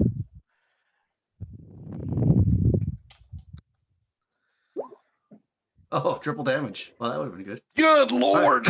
Yeah, see, you crushed. I mean, standing right next to him is the one that's on Muda, so you can attack that one too. You don't have to. That doesn't have to be. Oh, yeah, They're let's right do next it. to each other. And you got to kill him. Boom. Oh, kills him as well. There we go. Fucking wrecking machine. He's come charging up. Just... All right, so Go ahead, explain that's what happened here. We must know. yeah, he comes flying in and sees Panesta miss, and he's running up there, and he's actually got the hammerhead choked up, and he just kind of launches his whole body. He's just like that, and just catches the guy right in the temple. It doesn't blow his head off like the last one, but there's definitely a sickening crunch. And then while he's choked up on the hammerhead, he just immediately spins to the one that's over near Muda, and he just brings the whole thing around and just smashes him right in the face and crushes his nose back into his brain. And this one just pitches over backwards. And by now Nice. there's just, from exploding heads, there's just blood spraying everywhere. And it appears that Bale, while speaking in this normally very, kind of, he seems to really be getting into his element at this point. Takes him a couple rounds and he gets loose. Yeah. All right. Awesome. So, because you're drawing your weapons, Basil, that one guy that's on you is going to get to go before you do. So Okay. he tries to swing his punny spear against your heavy armor. There's no morale for these guys because they are... Nope, he misses. So his spear chinks off your armor. And, yeah. You've got your 2 attacks. Do I get to retaliate? Yep, your turn. Okay. I got a quick question for you. Go for it. Is the enlarge spell still effective, or is Oh, it no, I don't think so. has it worn off? Okay, gotcha. So I just need to adjust that damage real quick. I mean, I don't think so, right? That was like was it 1 hour that you was enlarged for? Callista? Yes. 1 hour. I'm just going to say it's worn off because, there was an exploration and everything else, yeah. No problem. Yep. 1d8 plus 1. It's like you've been enlarged this whole time. As soon as you pull your swords out, you shrink back down. And you're like, damn it. All right, here we go. primary weapon and offhand weapon. Nope, miss. Okay. All right. There's one left. It's not stopping because clearly it's being controlled or not. You can tell by the way it's looking. Its eyes are glossed over, so it's not going to run away. It's going to fight. So, Panesta, what would you like to do? Melee it. Muda, Melee. Bale, I'm gonna kill it. Basil. Reckless melee. Nice. And Reckless. Callista, would you like to do As reckless? opposed to what for you? So for reckless, I guess my armor penalty goes up by 2. So now my Right. effective AC is 2. You're still already. I'm good. Okay, but you get a 2 hit bonus. you weren't kidding. Callista, what's your plan? She's gonna continue to just dodge. Yep. You're like standing by the door, like everyone else charges at the creature. I'll just stay here. Thanks. Yeah, All right, go ahead, roll initiative, Nikki. Okay. you all have fun with that. They got a 1. 2. All right. Well, since Basil's there, I'm gonna have you go first, even though I usually just go in Yeah. order. But you're right there, so go ahead, Jan. You can attack first, Okay. and then we'll go in the normal order. Oh man, Did you really that's just miss horrible. twice again? Did you just Yeah. miss twice again? Yes. Oh man, that's horrible. He's better with the bow. Podesta. You hear Bale go, All perhaps right, you let's should try use again. one at a time. He's just playing around. It's all right, Basil. I rolled a nat 20. We're good. Nice. Wow. All right. All right, roll a d6. Okay. 5. Sorry. 5, you're a thief type, so that's double damage. Okay. You can either I'll double the one roll dice or and double the dice, however you want to do it. 1 dice. Yeah, I rolled another. This D10 is on fire. So 20 points of damage. 20. I rolled a D10, so you double it. All right, Yeah. well, tell us how you slay this thing after seeing Basil slice and dice and miss. Yeah, so I see Basil kind of do that. Like, no. You just walk up and cut their heads off. So yeah, I'll just charge at it and I'll just take its head off because I like to cut heads off. So that's what she does. Yeah, I feel like it was backing up like with the spear as he's swinging the swords wildly, and then you just kind of come up behind it and just boom, and then it just drops Yep, on the ground. exactly. Probably backing up, going, "Dear God, don't let the hammer guy come near," and then his head goes off. Awesome. Yeah. So there's a moment where everybody's looking around and catching their breath just to make sure that they're all dead. But you can tell by the lack of heads on the vast majority of the ones that you killed, they're definitely not alive anymore. Yeah, we're out of combat. You can see that the room itself, as mentioned, is a square, also a rectangle, with 10 lockers that these creatures stepped out of. And now there's there's 9 of these things in here. Inspecting their bodies, you find that they're all just kind of, just like the other ones you saw. They have the I don't want to say amulet, but it's not amulet. The circlets on their head with the glowing lights. They just had basic spears, unlike the other ones that you saw that had like modern weapons. These guys have like flint spears, except for the one that had this crazy laser crossbow. Yeah. Bale pulls out a cloth and wipes his face, and then gingerly starts to wipe the end of his hammer off while everybody else is regathering themselves. Callista's like looking over the bodies, and at some point she just stops at one of the bodies, bends down, and begins to pry the left toenail off of one of the dead ape's pinky toe. You? Basil walks over to that crazy, laser crossbow. He picks it up and he looks at it and says, "Well, you better know how to use these things first." I gotcha. And then he picks it up and hands it over to Panesta and says, "What do you make of this thing?" And gives it to her. Well, I've not seen anything like this, right? Well, let's see. Laser crossbow I've seen is flamethrowers. actually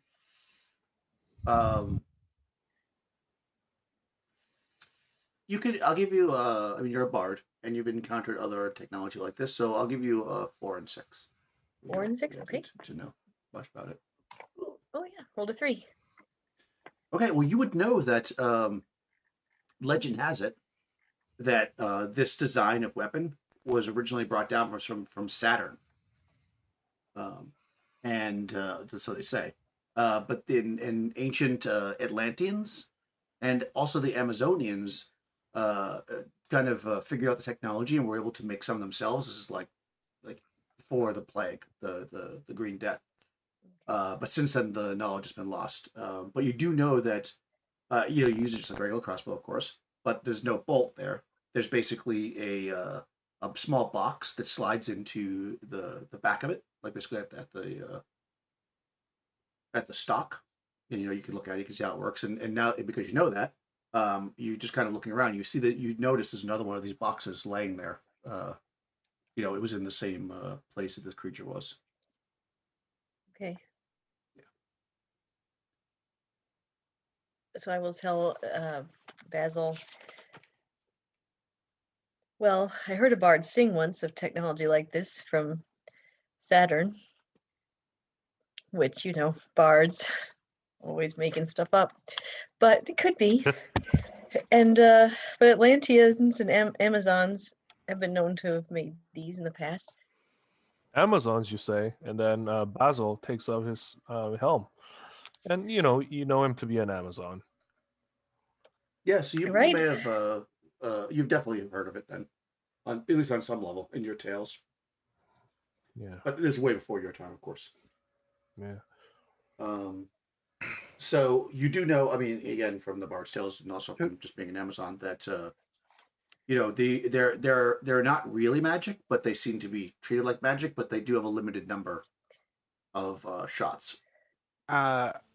If Callista looks over the bow, is there any writing on it or anything? Because she speaks Atlantean.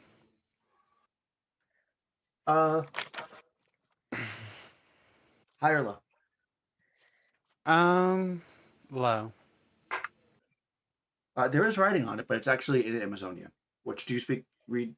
You must speak Amazonian if you're an Amazon, right? Well, you might, but I'm saying.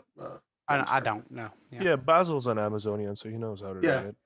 You would. The only writing on it at all is on this cartridge that we'll call it. That basically the clip of the magazine. There's a number. There's like a little spot where there's a number. Kind of. It's essentially, you look at it at first you think it's written on there, but you notice it's almost like a soft glow, like it's almost like the number itself is floating above the surface of it. And if you look at the other magazine, it has the same, except for the one that's in the crossbow currently has a 12 on there, and the other one has a 30. Nice. Very cool. Yeah, he goes, it seems like there are 12 shots left over here, and that one says 30, so I'm imagining there are 30 bolts in it. Oh. Well, who uses a crossbow among us? Well, I use a crossbow. Then you should use it. Yeah, someone should take it. Oh, well, okay. Cool. I'll take it. It's as noted, there's 2 magazines. One has 12 shots and one is 30. Because it has the laser scope, it's +4 to hit. Whoa. But if you ever roll a 1, the critical miss, the laser scope burns out. Okay. Actually, it doesn't automatically burn. There's a chance that it burns out. Which means you'd lose that +4 to hit. The crossbow itself does. It can shoot up to 3 times per round. And every hit does 1d6 + 6. It's not magic, but it can hit things that can only be hit by magic, and the damage is considered fire for anything that needs to be, if that's relevant. Like if something, like the creature that was immune to fire. The attack rate on it is what? 3 every one. You can do less than that, of course, but the most is 3. You shoot 3 shots around. Yep. It's like the repeating crossbow, basically. And what's the range on it? 75, and there is no penalty for long range. Oh, okay. So it's not a very long range. I guess 75 is pretty short, actually. Yeah. But there's no penalty for range. It's just 75 as far as it goes.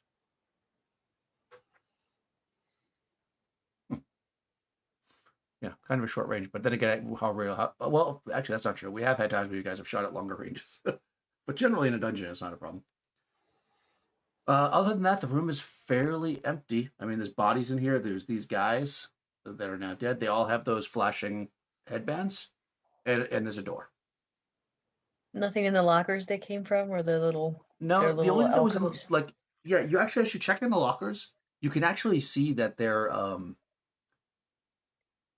look like there were doors on there at one point, and they're not there anymore. Like something removed the doors, so they were kind of using this place for somebody to stand. But there was nothing in there except for the one magazine. Okay. And in the crossbow, what the guy used that. All right. Yeah. Other than that, they are empty, unfortunately. Yeah. All righty. There are not huge hordes of treasure so far. It's a How little hurt sad. is everyone? Should we go on, or Pretty. I'm at 30 out of 42. So I've got some cuts and bruises, but I still look. Bale still looks as though he's okay. On a scale from 1 to 19, I'm about a 2. oof? Yeah, Basil says, well, my armor spared the worst of all the injuries for me. I'm like Bale, pretty much. So Callista and probably Muda are the most hurt. Okay. What do you guys want to do? We could return to the others and have you guys rest a little bit. We've been through quite a lot of battles recently, within the last couple of hours. Yes. But I am not one to walk away from a challenge either. Yeah. I'm afraid for Callista. Yeah. If she were to get anywhere, targeted by our foes. Oh, well, don't worry about me. Muda gave me this nice little prayer wheel here, so I'm sure I'm fine now. Yeah, that's right. She'll be fine. Yeah, he worships Rail. I sort of dabble with Aura every once in a while. I'm okay. Yeah, just spin it every once in a while. Yeah. Are you sure? Because if we press on, then it's more likely that we may encounter whatever that created all these damage around the room. Yeah, but if we press on, I mean, we have these legendary magical stones that we got from that creature in the plant room, and then this ape had this Amazonian crossbow. Like, I mean, even if we're not getting things that are necessarily monetarily rewardable now, these are still some excellent items that we've acquired. True. If we And items return, that I would like to, study closer when we get out of here. that's true enough, but we shouldn't let our greed speak for us, right? Yeah, I do worry about the people that are kidnapped, but I'm willing to press on only if you promise to not to run into the room and attract attention like that, Muda. I don't think I ran. Well, I you did simply step into the room. Yes. He's got you there. Stepping and running are two different things. In his defense, he sort of leisurely strolled into the room. Yes. I mean, also, Well, someone suggested that we toss something in and not walk in, but Yeah, I didn't hear that. Yeah, well. Of course, someone did mention that we leave the last area too. All But right. Yeah, and then they stayed and fought, right? I mean, I'm not saying that we don't listen to each other.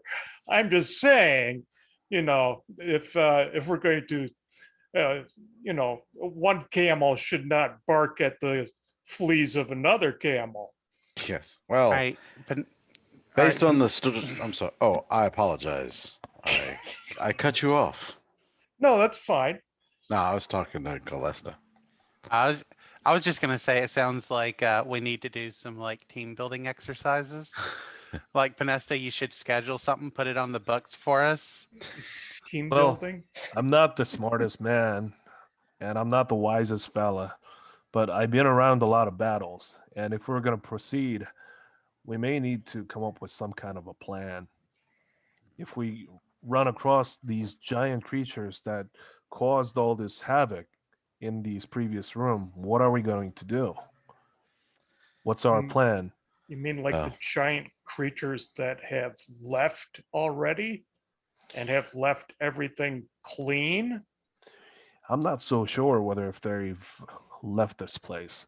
Yes. I mean, we ran into that gigantic vine monster in the previous chamber. Yeah. Yeah, Are you and going to want to take that thing with you? yeah,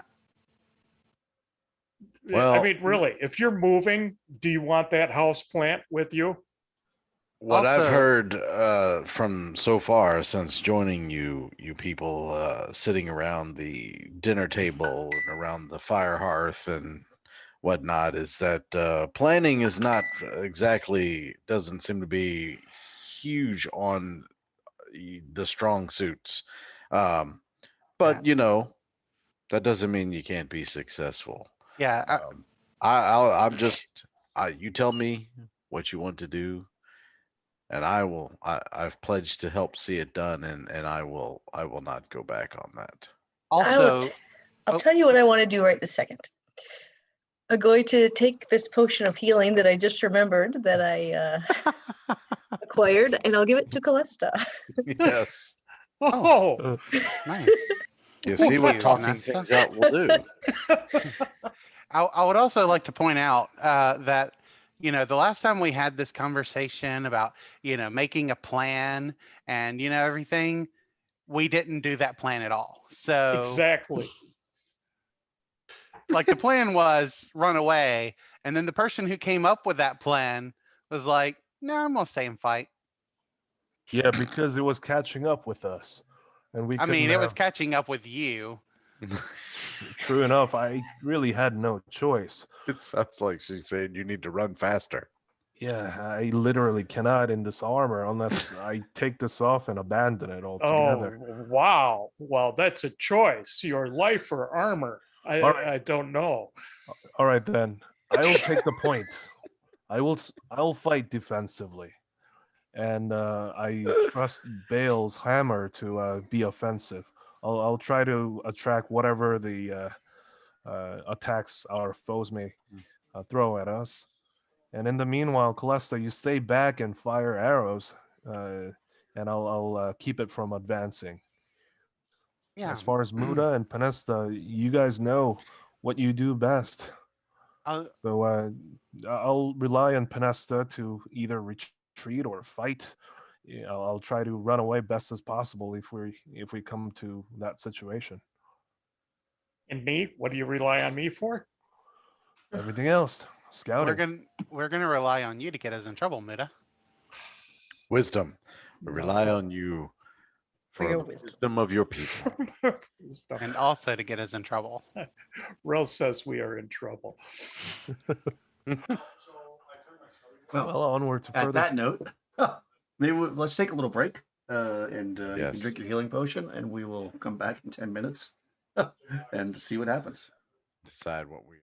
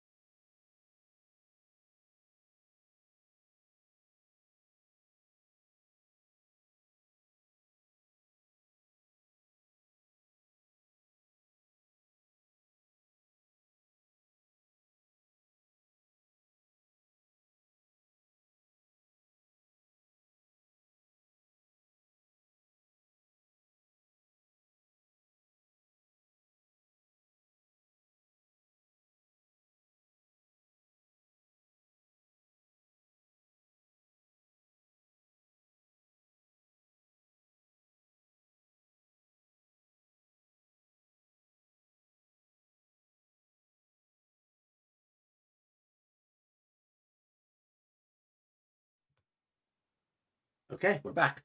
All right, yeah. So you guys are in this room. It's a rectangular shaped room. It's square, and you got the door you came in on the east side, and there's a door on the west. Or of course you can go all the ways back to the 3 rooms back, and then there was another. We hadn't gone 4 rooms back actually. Did we decide if we were leaving or are we pushing on?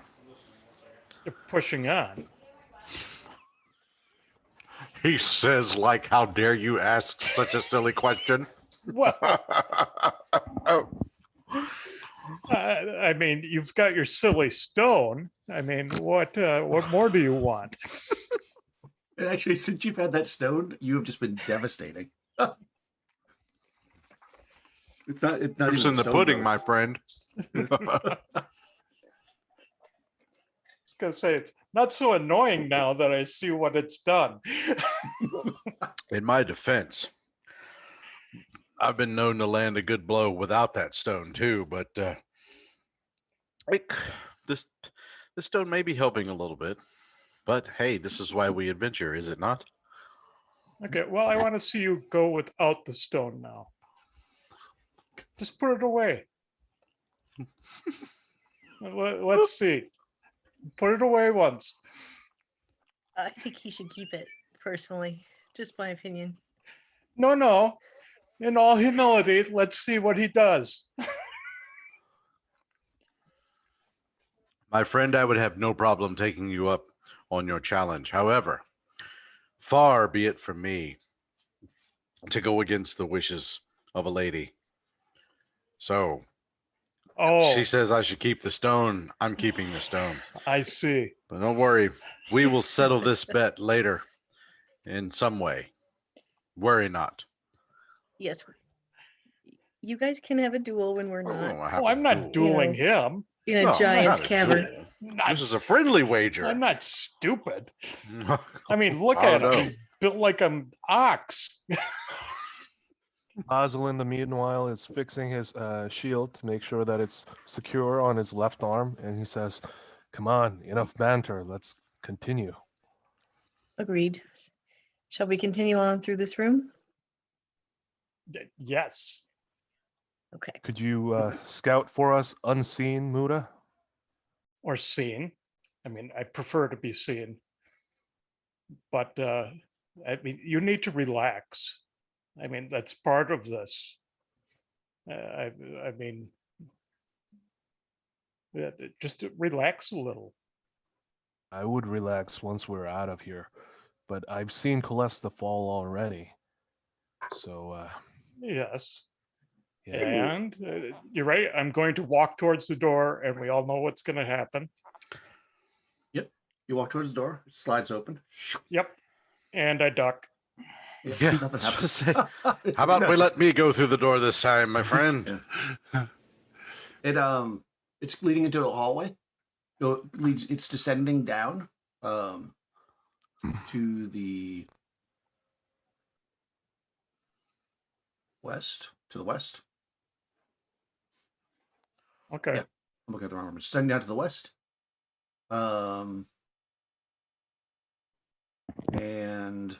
then it seems you don't see a door. It goes about 80 feet. That looks like it turns. Okay. I'll walk down. Okay. Is it a sharp turn or just a like It's a bend? very sharp turn. Okay. Yeah. I'll Yeah, come it's like up to the literally you get bend. there and like turn. All right, yeah. Okay. You come up to the bend and you stop and you kind of look and you see curiously, along the wall, kind of like waist high, which of course this has all just been smooth stone before, so this kind of really sticks out to you. There's these small openings. They look kind of like tubes, small tubes, maybe like an inch. There's about 10 of them, waist high, all along the wall.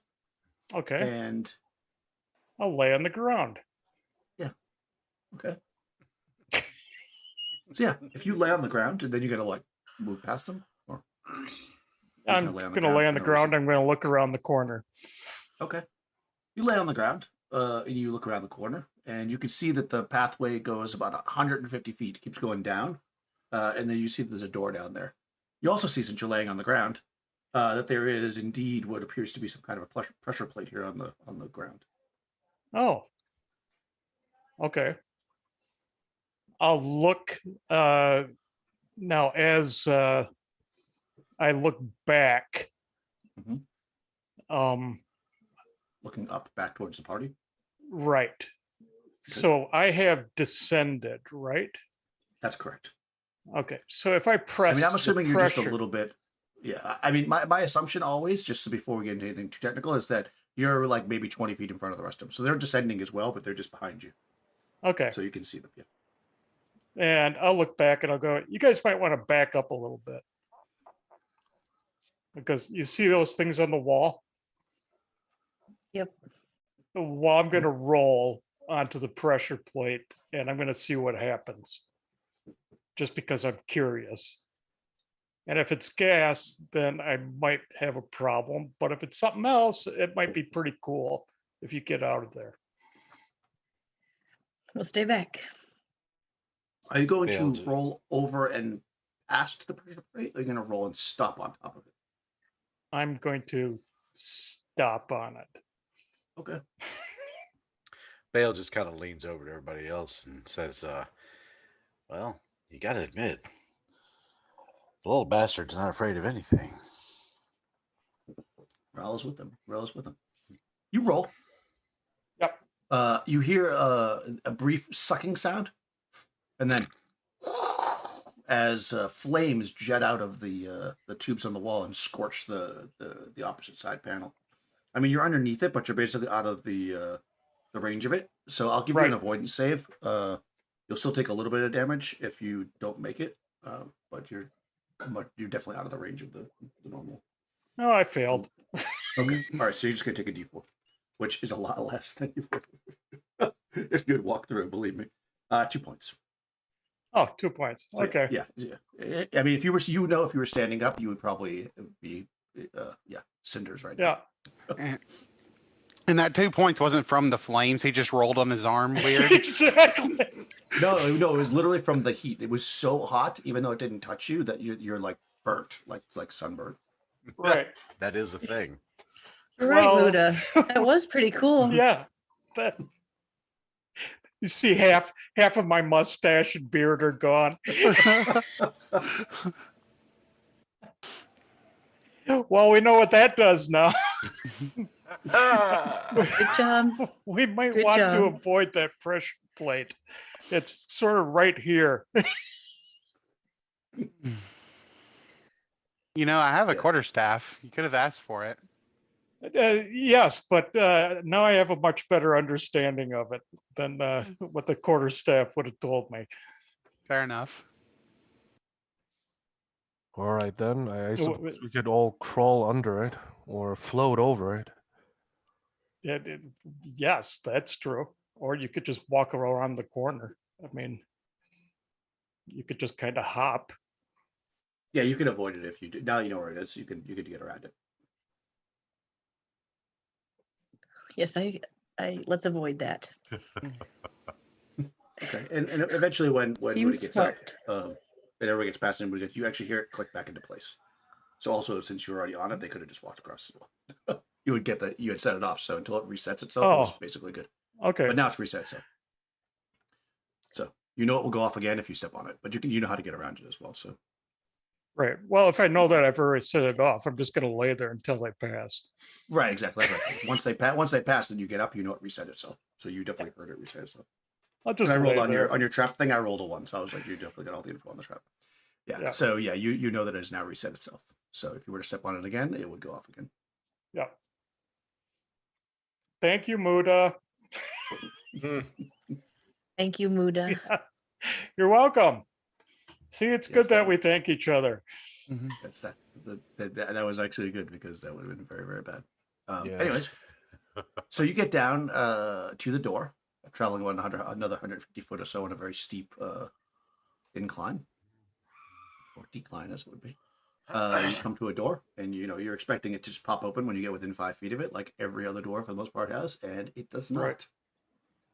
This one does not open, but you do notice the box on the side, just like every other door with the 9 buttons lit up. But this one is not opening. Much like the one in the in the room with the plants. This one I doesn't think open. this is Basil's door.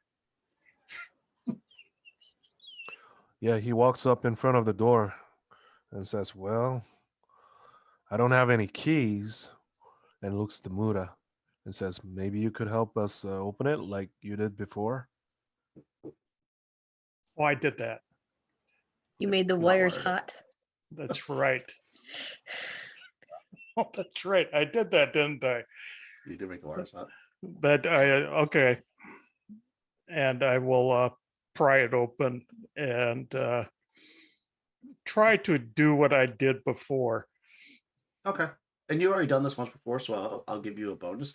So go roll a d12. You'll get 7 and 12 to do this one. Oh, Oh, why? That's an 11. Oh No. no. You do it. You make the wires hot. Rella's You not smell- with you- me today. You smell some burning. Oh no. Yeah, the door doesn't open. It kind of goes. You know, I think lights we go have out. to pry this open like we did the other one. Okay. I think that's what Rel's saying. Rel Well- says pry the door open. Well, we have the strongest fella in our group right next to me here. Exactly. Looks to bail. Hmm. Bail, you gotta bail us out. Right. So like the other one, three people could get in position here, Uh, and you do an extraordinary feat of strength. Can I give them my quarterstaff again? Yes, but like before, if it fails, then it breaks your staff.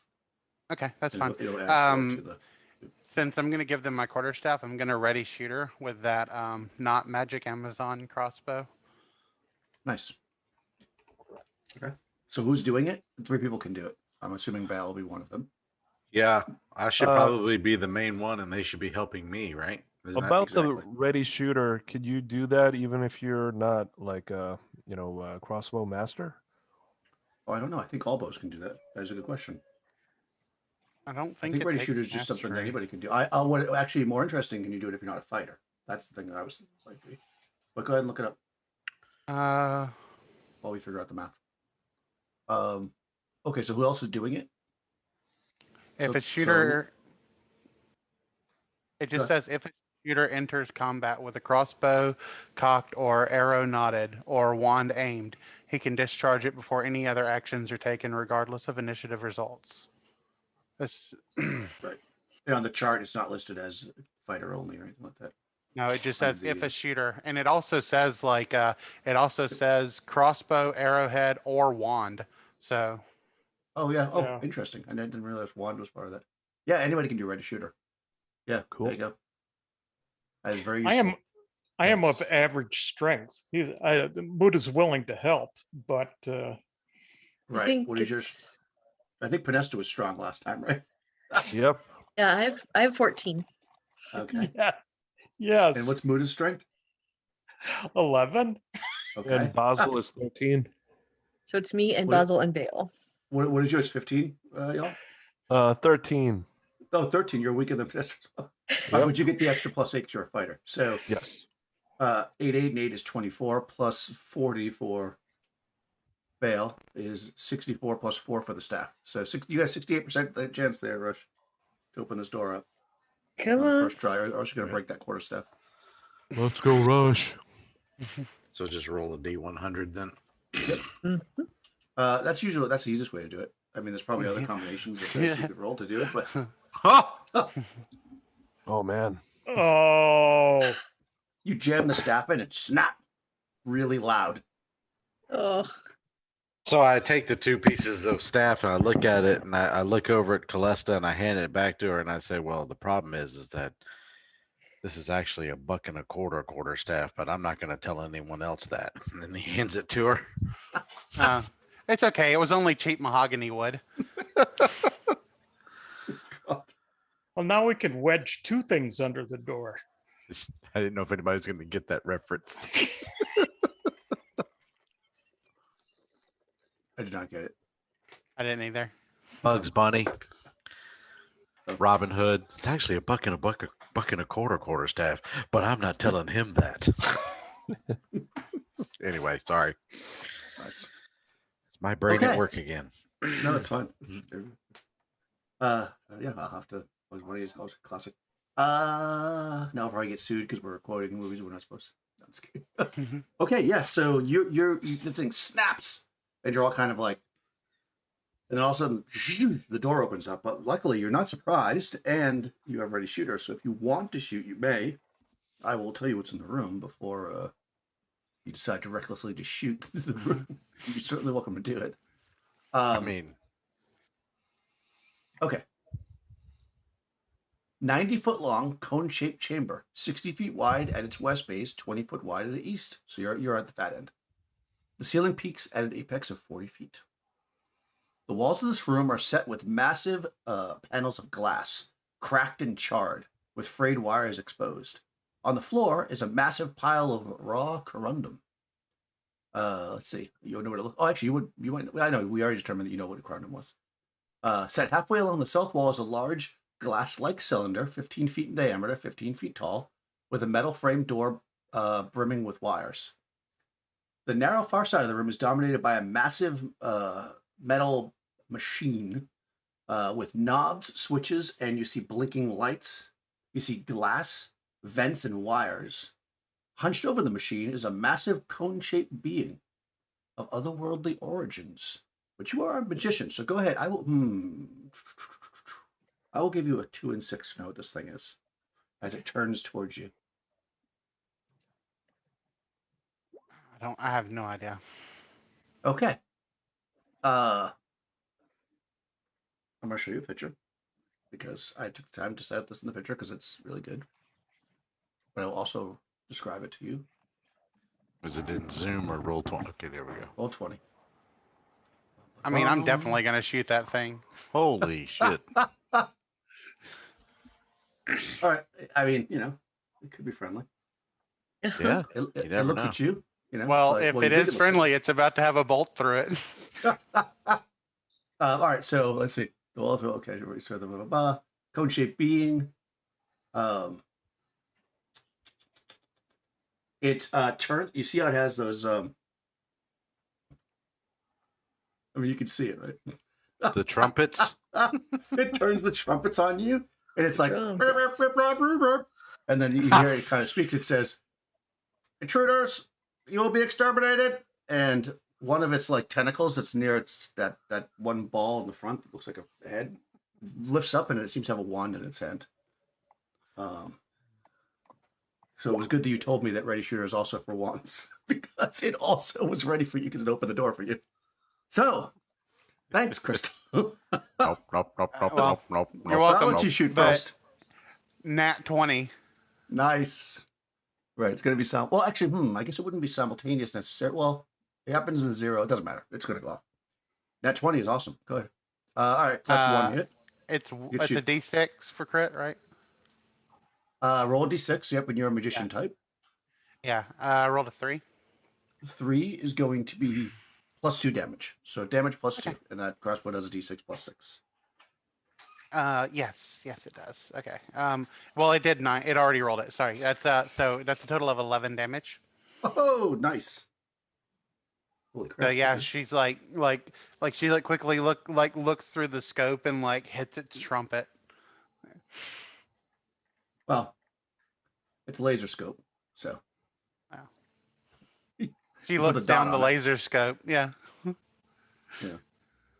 Nope. She's like, I saw the ape creature do this, but I think I can do it better. Yeah. I need to check something here. Sorry. I'm not sure if this wand does a cone or if it just does a beam. But it does not say. So let me just quickly check because I would not want to unfairly destroy you. I mean, I don't mind fairly destroying you. And you're all huddled in a group, which is like the perfect setup.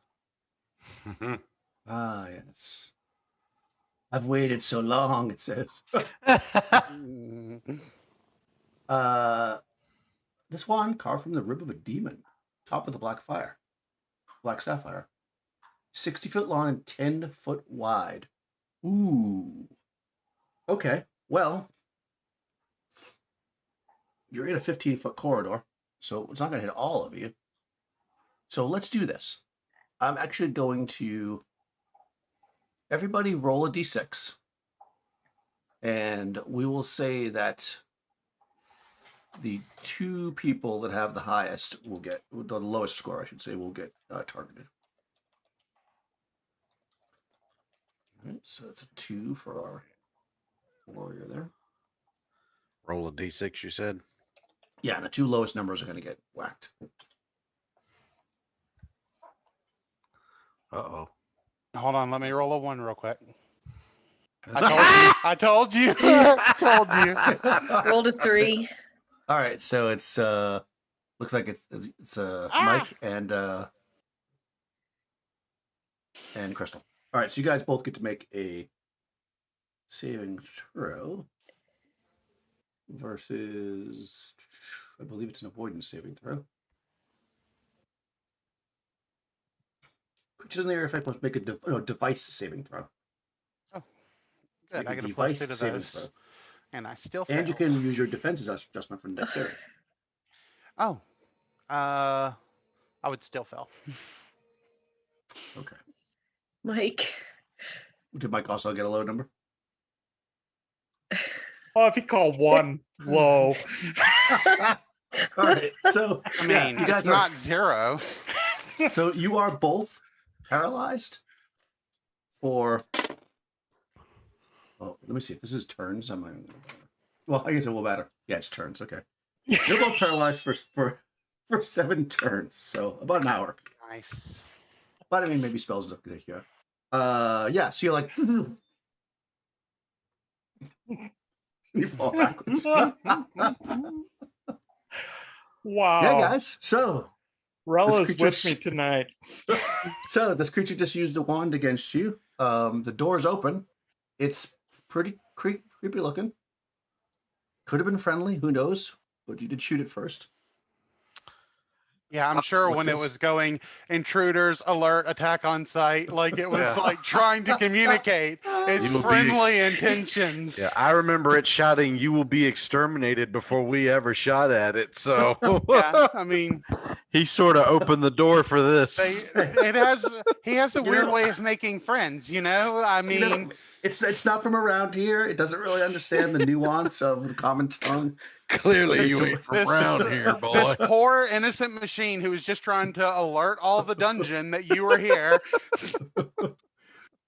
Okay, so Ernesto, what would you like to do as you look at this Excuse me, sorry. crazy ass thing? Oh, Oh, you might know what this is too. I'll give you a 2 in 6 chance. 2 and 6.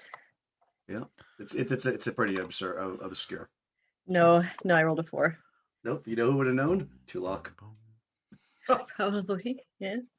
No, definitely would have. Rangers. It's a ranger thing. Oh, yeah. What does Press want to do? Finesta wants to pick up that grab that crossbow from Callista. Okay. All right, so you're gonna grab the crossbow and do a missile, or are you just gonna grab the crossbow and run? It's like, For now, please, I got my I'm gonna grab treasure. Well, I'm gonna grab the crossbow because I might need to use it. So, Yeah, she's like, "I win," and then runs. and I recognize that paralyzed spell. I So, won the dungeon. Yeah, it's pretty bad. All right, Muda, you're gonna watch from the ground. Fail. What would you like to do? Well, I'm gonna charge that big ugly thing and try and beat it to death. Okay, let me see if it says where it is. Well, it opened the door, so it has to be pretty. I'm just trying to see if you'll be able to get to it or not. Which phase you'll be able to get to it, I should say. Because it is about. Oh, actually, is that it? It's in the picture. I guess that's where they expect it to be. All right, so it's about 30 feet from the door. What's your move? Mine movement is. Gotta pull my character sheet back up.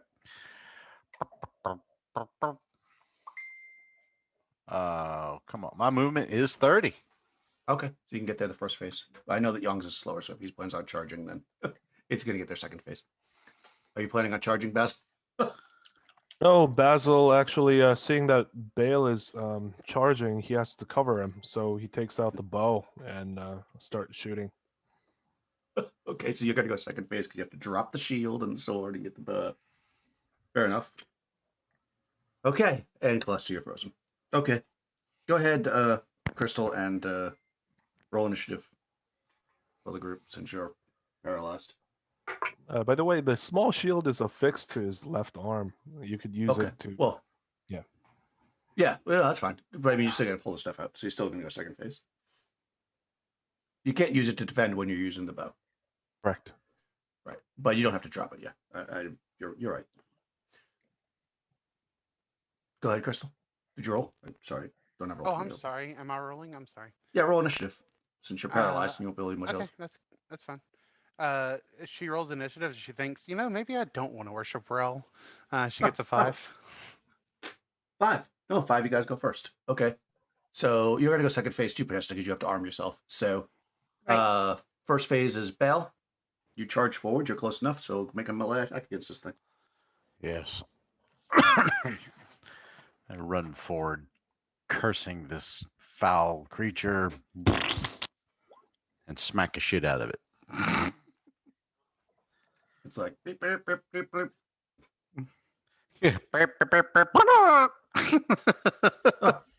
What? Yeah. Holy crap! That definitely hits. Yes. That Yeah. hits.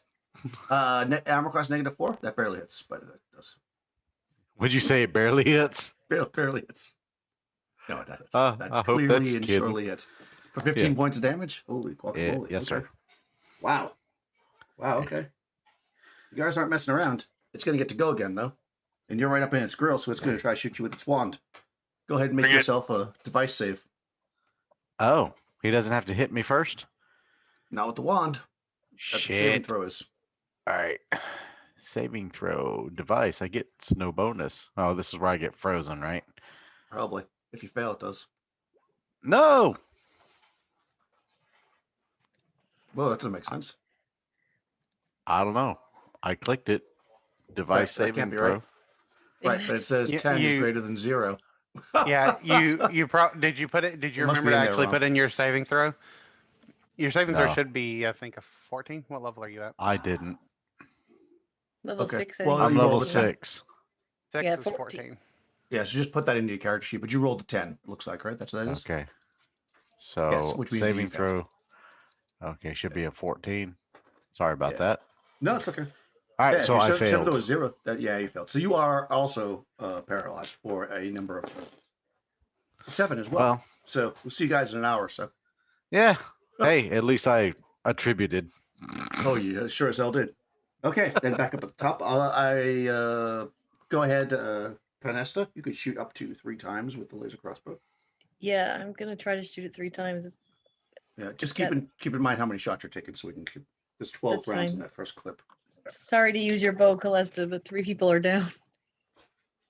I mean, I'm not going to say anything about it. All right, let's see. First shot, misses with a 2. Second shot, that hits armor class. Gonna get a +3 on melee attacks. Missile. So it hits armor class -5. Yeah, it is. Remember, you're Yeah. adding +4, right, for the laser scope. Oh, so that would hit like something ridiculous, like -9, because I rolled Right, a no, I mean for 17. the first attack. No, it's armor classes too. I mean, Oh well, just, yeah, the just first in case attack I it- still rolled a 2 on the dice, so that still wouldn't be Okay, it. yeah, okay. Yeah. Yeah, and the third attack, +4, 12 +4 +3. Yeah, that hits. 12, 16 plus. So that would be a -3 armor class. Holy crap. Okay, yeah, so you hit it twice. So I guess 2d6 + 6. No, 2d6 + 12. 2d6 Oh. plus 12. Well, yeah, it's 1d6 + 6 per shot. Okay. Crap. 2d6. That's not. Hang on. That's a d8. No. 6 plus 2 is 8 plus 12. So 20. 20 Okay. points. Holy guacamole. All right. Basil, your bow is out. No, So he shoots. Double shot. There we go. I have to thread the needle because Rush is right in front of him. So. No, he fell to the ground. Oh, okay. Let me Yeah. do that again. I mean, it would have hit anyways. It's fine. You don't have Okay. to. All right. So that one. You didn't miss, so I wouldn't bother. Because if you'd miss next time, that would suck. Okay. Yeah. When he's, I don't take paralyzed as you're like turned to stone. I mean, you drop to the ground when you're paralyzed. Okay. And the second one. 14 points of damage. Between the two shots. Okay. So since that was enough between the three of you to kill this thing, let's get a play-by-play as this went down. So so Rush, you charge forward with your hammer. Mm-hmm. Right. You smash this thing, it staggers back and with its wand, firing a bolt, freezing Bale, who drops to the ground, losing the hammer. From the hallway, Podesta picks up the laser crossbow and one shot bounces around the room randomly, but two hit this thing in dead square in the chest, burning a huge hole. And as it kind of looks around with its three eyes for some way to get out, the double shot, right? That was a double shot. Yep. Of the bow sinks into its bulbous. Well, you actually hit it with 3 arrows total. So Yep. somehow it hit all three of its eyeballs, and it kind of just sags to the ground. Its horns are no longer tooting.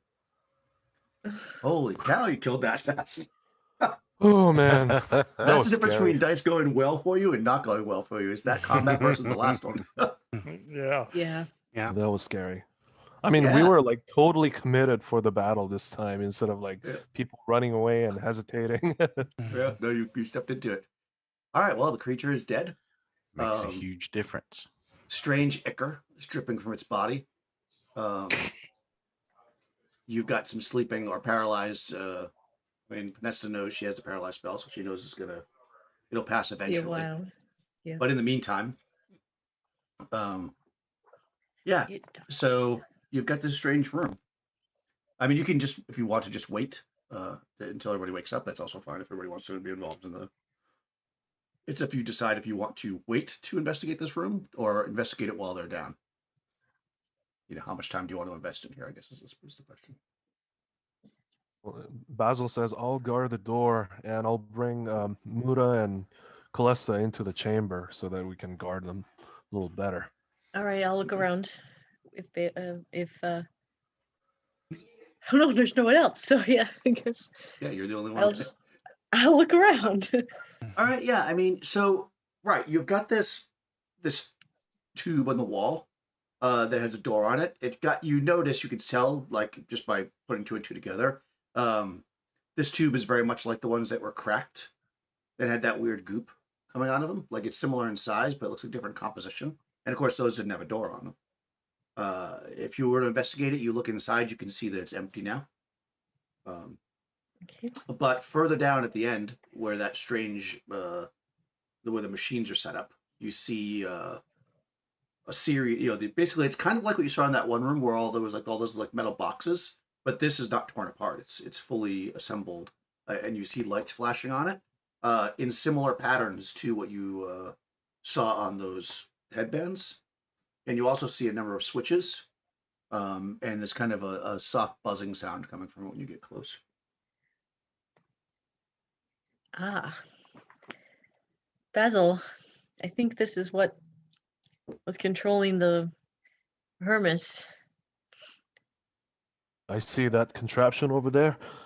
Do you know what happened to the people that have been captured? Is there any sign of them? Any indication? I haven't seen anything like that, have I? No. Roll a d6 for me. Okay. A 2. Okay. As you're looking around, you know, for possibly any signs of the people or whatever, you hear from the machine on the wall, kind of like a clink clink sound, like a clinking sound. And you think it came from like there's like it looks like there's a drawer near the bottom. Like all of a sudden, it sounds like something fell in there. Oh. All right.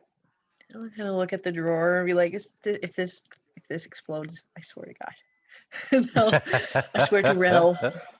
Well, it's got like a little, like a handle, like a pull handle. Right. I'll pull it. You just gotta reach down and pull it. Mm. See, now you wish Muda was around, don't you? I don't dislike Muda. Muda's I eyes don't know are why you bulging think out. that. Pull it. Muda saved us so many times in this adventure. Yeah, I like Muda. Yeah. We survived the snake god. No, yeah, I'll. You know what I'm gonna do? Actually, What? I'm gonna back off and I'm gonna pull it open with the whip. Oh, That way, if it is a trap or something, somebody's It got won't their right thinking into my cap. face. There's like a Somebody's got moment. their It's like, thinking cap on today. Exactly. Ah, yes. All right. Well, that's pretty epic. So there's no roll for that. So yeah, you whip the handle and pull it open, Indiana Jones style, and it slides open, and you hear the sound of metal scraping inside. Okay, but no poison gas or anything silly. No, not as far as you can tell. Yeah, Okay. just a ticking. Right. You all make me paranoid. right. What are those red numbers counting down for? Yeah, really. All right, I'll walk over there and look. In the draw is a single headband with the flashing. Oh, Gemstones. interesting. It just looks the same as all the others. It does. Well, Well, I except this haven't- one doesn't have any blood or anything on it because it didn't come out of somebody's head. Well, sure, because we Right. haven't. yeah. Seems brand new, Right. brand spanking new. Well, you want to put this on, Basil? Just kidding. Just kidding. Let's wait until Muda comes. Oh, No, Muda will try it. oh. I like Yeah. We'll try anything. Give it to Mikey. Yes, Mikey likes it. I'll say I found this, but I haven't seen any sign of the prisoners or any kind of the villagers. He nods, and he's basically guarding that hallway so that rest of his party members would come back to their consciousness. Okay. Yeah. So I mean, you're looking around, and everything seems kind of pretty chill. You know, nothing seems to bother you. And you hear another. I'm assuming you close the draw. Yeah. You hear another. Tink. Oh, I get it now. I think this is manufacturing headbands, Basil. Oh, so this is some kind of a factory? That's what it would appear to be. That makes Speaking sense. of looking around, does that guy's wand is on the floor? It is, yeah. Can we snatch that up? Sure. Okay. Just making sure I say that. That's a potent weapon that you got over there. The laser crossbow or the wand? The wand. Both. Both, yeah. I pick up the wand. Well, somebody might be able to use it. Callista could have these things. So this is making headbands. Is there anything else in here, Daniel? Besides the machine? Just that tube that you assume the creature was in because of its Okay. size, and One. there's no other exits. Okay. Is that the contraption that's controlling all those people wearing the headband? And he points at the console that the creature was sitting on. It's possible. It's possible. I mean, I'm assuming. There's the Oh, box. that's cool. Neat. That's kind of I'm what it looks assuming. like. It's like I like the little old-timey tape recorder there. Yeah. I mean, they can do mind control and travel through time and space, but they still use reel-to-reel tapes. Yeah. Um, I suppose we could try. Well, but if we destroy it, and something terrible happens, then I would feel bad. Well, let's leave it alone then.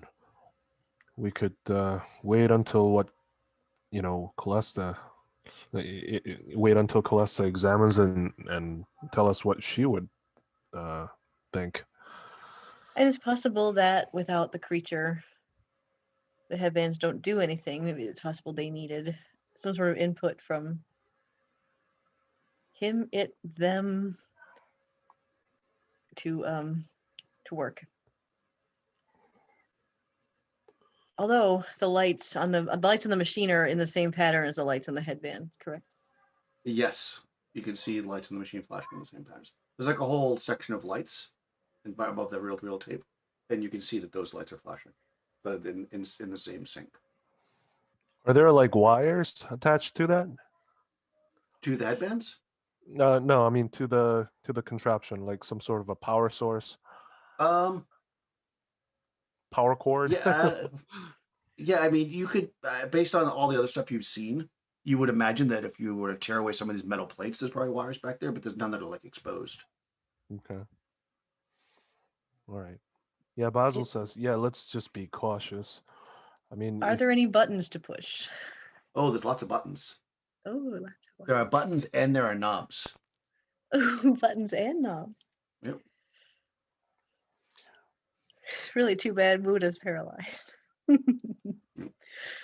was gonna No. say this is just a playground for him. Say he would love these. He loves buttons and knobs, I'm assuming. People from Yeah. the Marriott probably didn't Yeah, say it says that. it's covered with knobs, switches, blinking lights, and panels. Oh, actually, it says it actually in wires. There are wires exposed. Vents and wires. I guess on the top there's wires. I'll show you the picture again. Hold on, I gotta cover up the other things so you don't see all the stuff. I don't want to spoil stuff for you. Nobody wants a spoiler.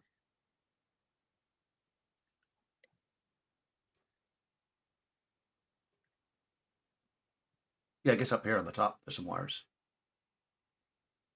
cool. There's also like a little speaker. It's some real tapes. There's a screen. A little screen on there. Yeah. The Are there screen any just have- writings that? Yeah, we- the screen, does that? the glass area, which is, I mean, obviously, I mean, you know, it's a computer. The screen has text that seems to be forming, like it's writing something, but it's in a language that it's like nothing you'd understand. It's a weird like language of symbols. And actually, what you do notice by looking at it is that there's like a board underneath it that has a bunch of letters, has like writing on it as well that seem to correspond. Sorcery. Exactly. Strange sorcery, indeed. Yep. So how much time goes by while we're waiting? Yeah, if you want to wait for the others, you can wait. Oh Yep. yeah. We do that. I can't say that, can Yeah. I? I'm still it's paralyzed fine. on the floor. Yeah, you're just thinking it. Yeah. Yeah, I'm I mean, sitting you were there only, going, sorcery. yeah, I mean, you were paralyzed like 45 seconds after the rest of them. You both got 7 turns, so everybody kind of comes to it once. After about an hour or so, Callista and Muda and Val, you guys kind of, you were paralyzed. You weren't unconscious, so you kind of could hear them talking and probably see, depending on your angle, what's going on. So yeah, you basically have this machine with some reel-to-reel tapes and some knobs and buttons, a screen, wires. By this time, it has made 4 more of the headbands. Okay. And oh yeah, okay, yeah, and you now see that a new series of lights are starting to flash at the very top of the area. So you've got like where the tapes are. You can see it still, right? Like over here. So imagine there's more of this over here. Well, actually, it'll be right here, I guess. There's some button. These some lights right here start lighting up, like kind of flashing. A big red light is flashing. That's our cue. I think to go. Maybe. Or maybe it's malfunctioning. Maybe it's out of corundum. We never found that guy's stash either, did we? No, it's in this room. Oh, that's right. Oh, you did ask me if there's anything else in the room, and I said no, but I had already said it, but I thought you went beyond that. Yeah, there's a massive pile of rock around them.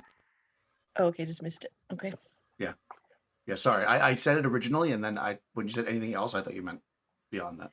No, Yeah, I just there's missed a- it. That's my bad. There's a massive pile of rock around them, and there's like a little shovel. Cool. Well, now that Callista's awake, she wants to examine this machine. Okay. I will hand you back your crossbow. Oh, thank you. You're welcome. You used up 3 of the shots. Yep. I've already done the math. Yeah. I mean, like the others, you see, if you heard or Professor tells you, it seems to be manufacturing these things, although it has stopped and now a red light is flashing. There is this kind of a glass area that has like letters going across it that you can't make out. It's some kind of, it's a really ancient alien language, but it's nothing you would know. Buttons, knobs, dials. Button, knobs, and dials. So Mhm. many choices. So many. I am going to spin a knob. Okay. What is it that you're trying to do? I don't know. I just want to see what happens. All right. Well, I Okay. could have done that. Yeah. And right, Basil roll a looks D6 at for me. Callista and goes, "Oh, wise mage Callista, what what do you make of this contraption?" Well, let me tell you something. This baby right here has buttons. It has knobs. It has dials. These are all things I like to see when I'm examining weird artifacts. Go ahead and roll a D6. Oh, okay. I rolled a 5. It's probably Excellent. bad. Yeah, you spin a knob. It kind of spins all the way one direction, all the way to the other direction. There doesn't seem to be any noticeable change to anything that's happening. The red light is still flashing above. The new headbands that were manufactured that Vanessa has, or whatever you do with them, they're still blinking normally. The other panel is still blinking. That reel-to-reel tape is still going. Every once in a while, it goes like, like reel-to-reel tapes do.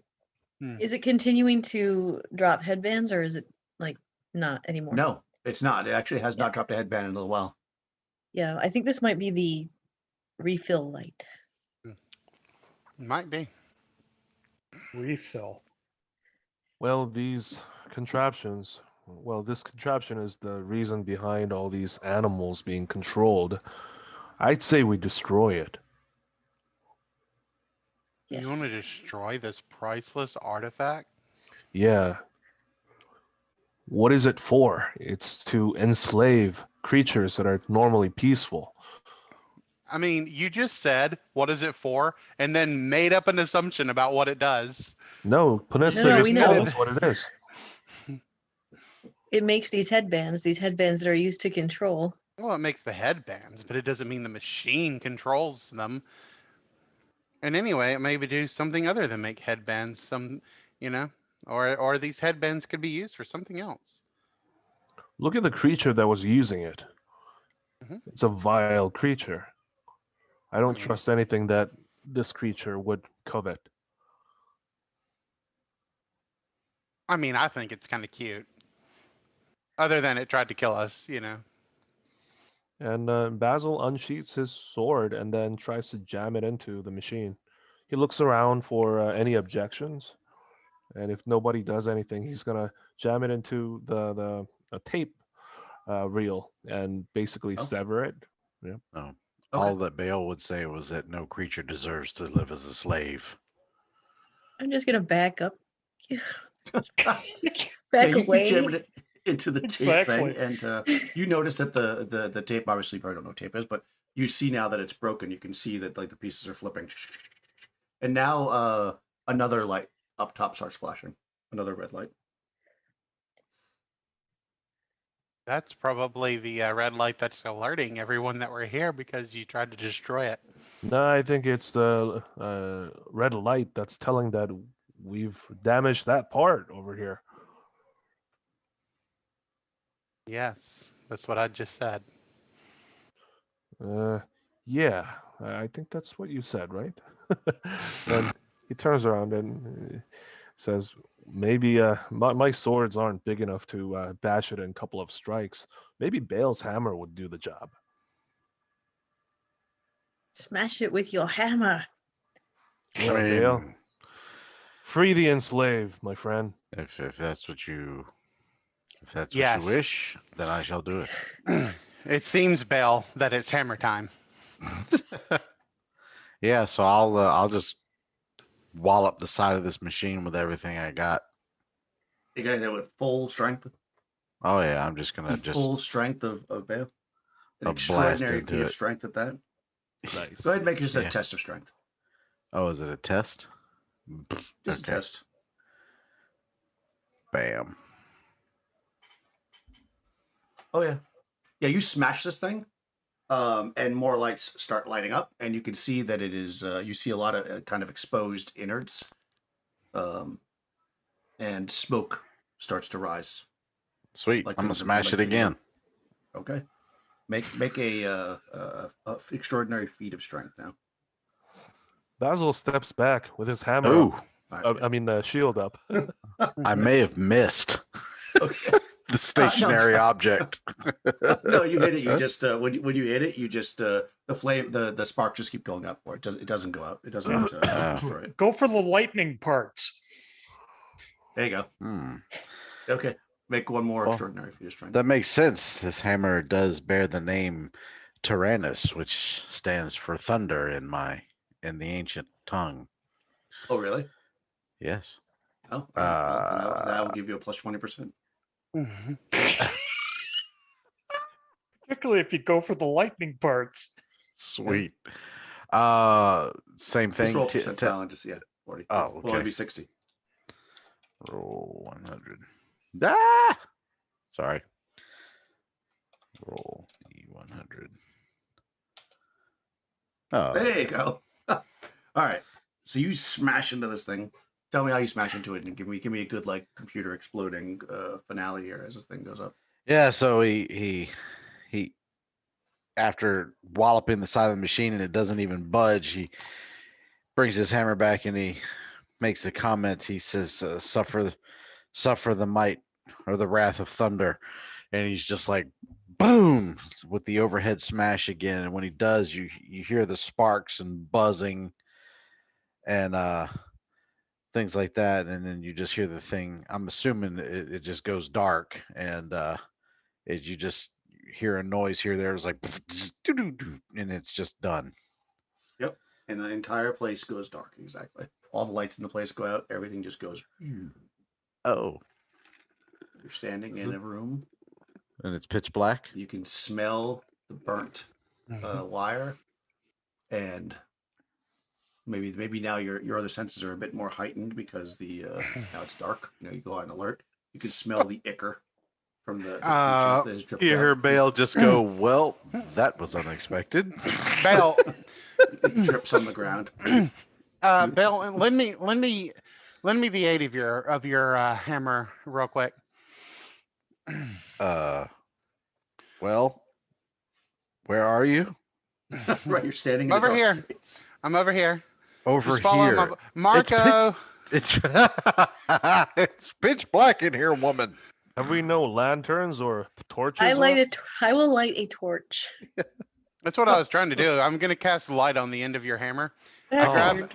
I grab a piece of I grab some fur from my I have fur on me. So I just take my fur glove and I rub it over your hammer, and then all of a sudden just like a light comes off of it and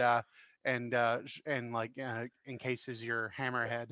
Yeah, you have no idea how into that Bale is. He holds his hammer up like that, and he's like, "By the gods, a magic that's worthy of this weapon."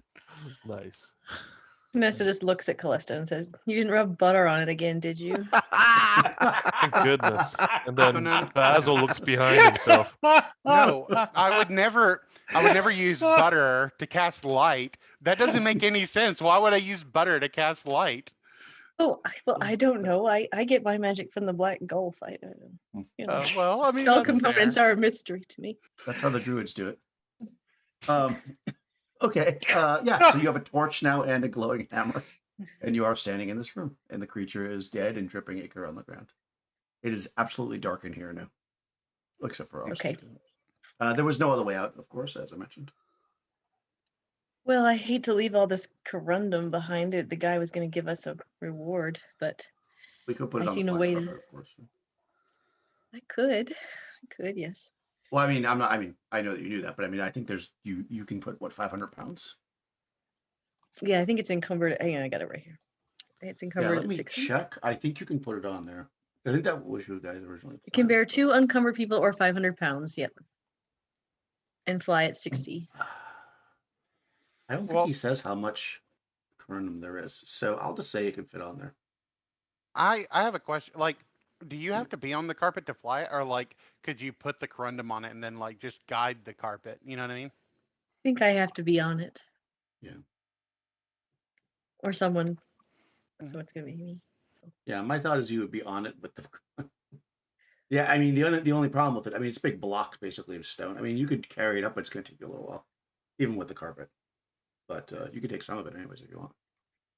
Yeah, I would take some of it, at least maybe get some of it back for the jeweler. Yeah, I'm trying to see. It doesn't say. It just says there's a cart full of it, but I'm assuming a cart full is more than would fit on a flying carpet. Yeah, I was assuming that too. If there's a cart, I mean, somebody must have used the cart to bring it down here in the first place, right? No, the cart was broken, Oh, smashed at the bottom. Yeah, No, we you don't found need a it. cart when you have 50 beastmen. okay. Right. You know, they just carried it a little bit above time. Well, hopefully, if we find the warriors from the town, we could probably ask them for a favor to carry these things back. Yeah, you can leave it for now and come get it, or however you want to do it. I mean, I was just trying to figure out how we get it, but it doesn't. That you know, you haven't Okay. found them yet, and I'm assuming that you're going to look for them. I could be wrong about that. Maybe you're just going to leave. Yay! No, Why we make did any it. kind of a session? Yeah. I mean, I mean, for what reason was this creature? I mean, maybe it's mine just so alien we will never be able to understand why. But what was its end game here? Do you want to take a piece of him? Take a stalk or something back Take a its trumpet. eyes. Hold on. Let me see if it has anything useful. Well, you Uh, have no idea what this thing is. I mean, unless you're just going to make it up. I mean, but your character has Well, no you- idea what the creature is. As a proof of our deed, perhaps we can take a small piece of him as a trophy. Take a Celeste, trumpet. yeah, Calesta's gonna cut off a trumpet. The trumpet. Just one. and she'll walk over to Basil and she'll hand it to him and she'll go, there. Now no one can say that you never slew this creature. Sounds excellent. And then he puts it on his pouch. Nice. In his pouch, yep. And I guess we leave the room to look for the survivors.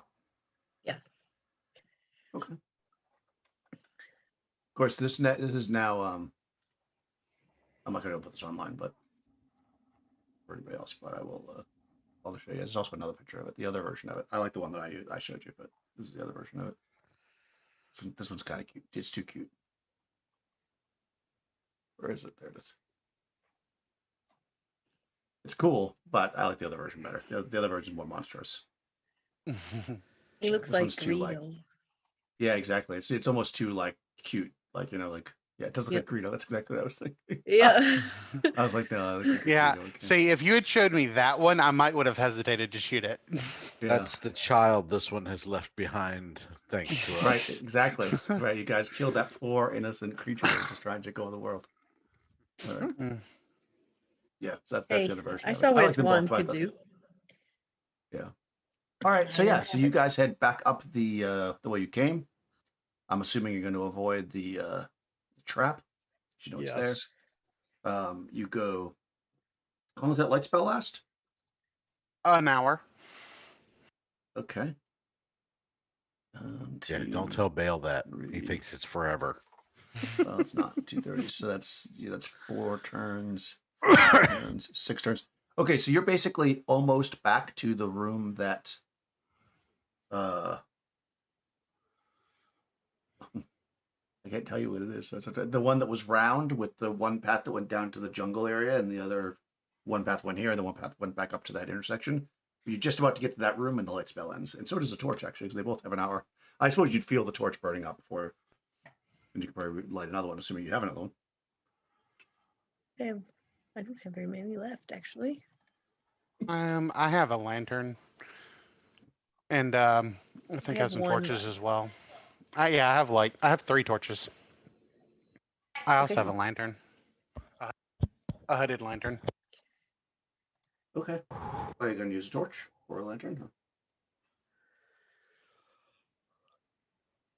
I hope so. Yeah, like I'll light up a lantern. Okay. My hooded All right. lantern. Yeah.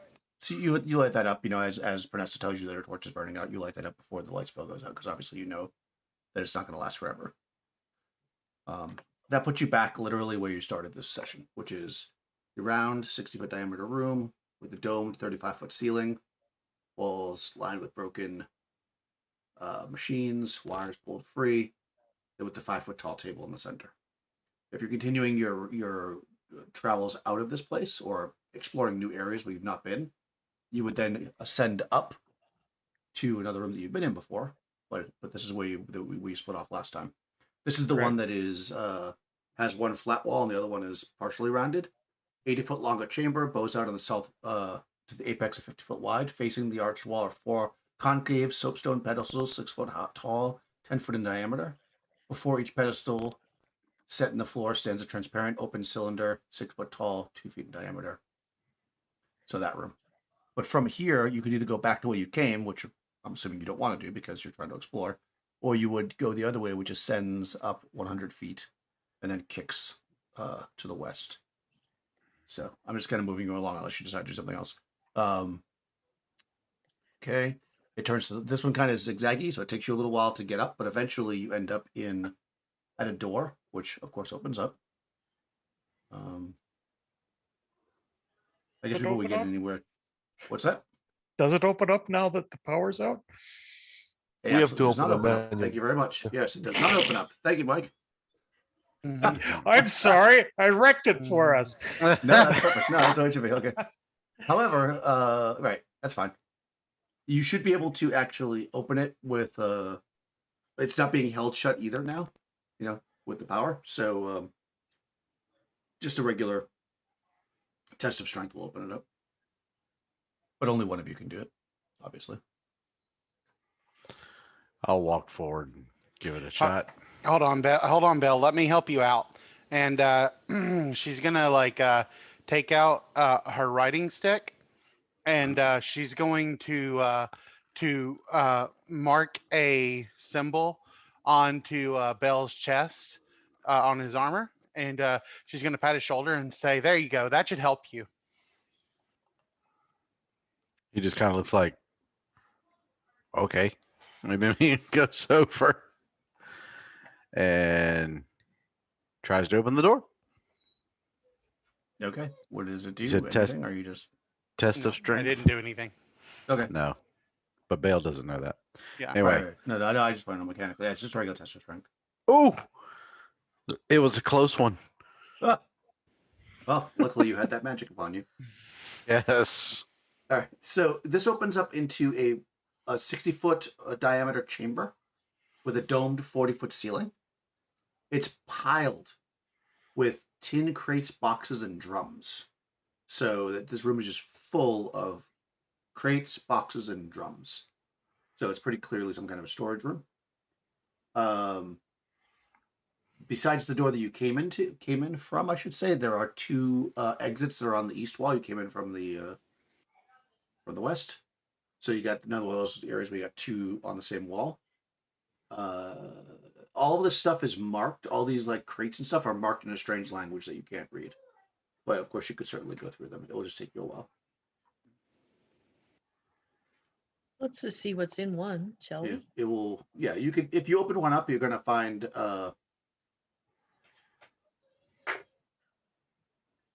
It's full of strange gears and unidentifiable machine. So it's got like parts, basically machine parts. Okay. But that's one. I mean, there are lots of them marked differently. You can tell they're marked differently, even though you can't read them.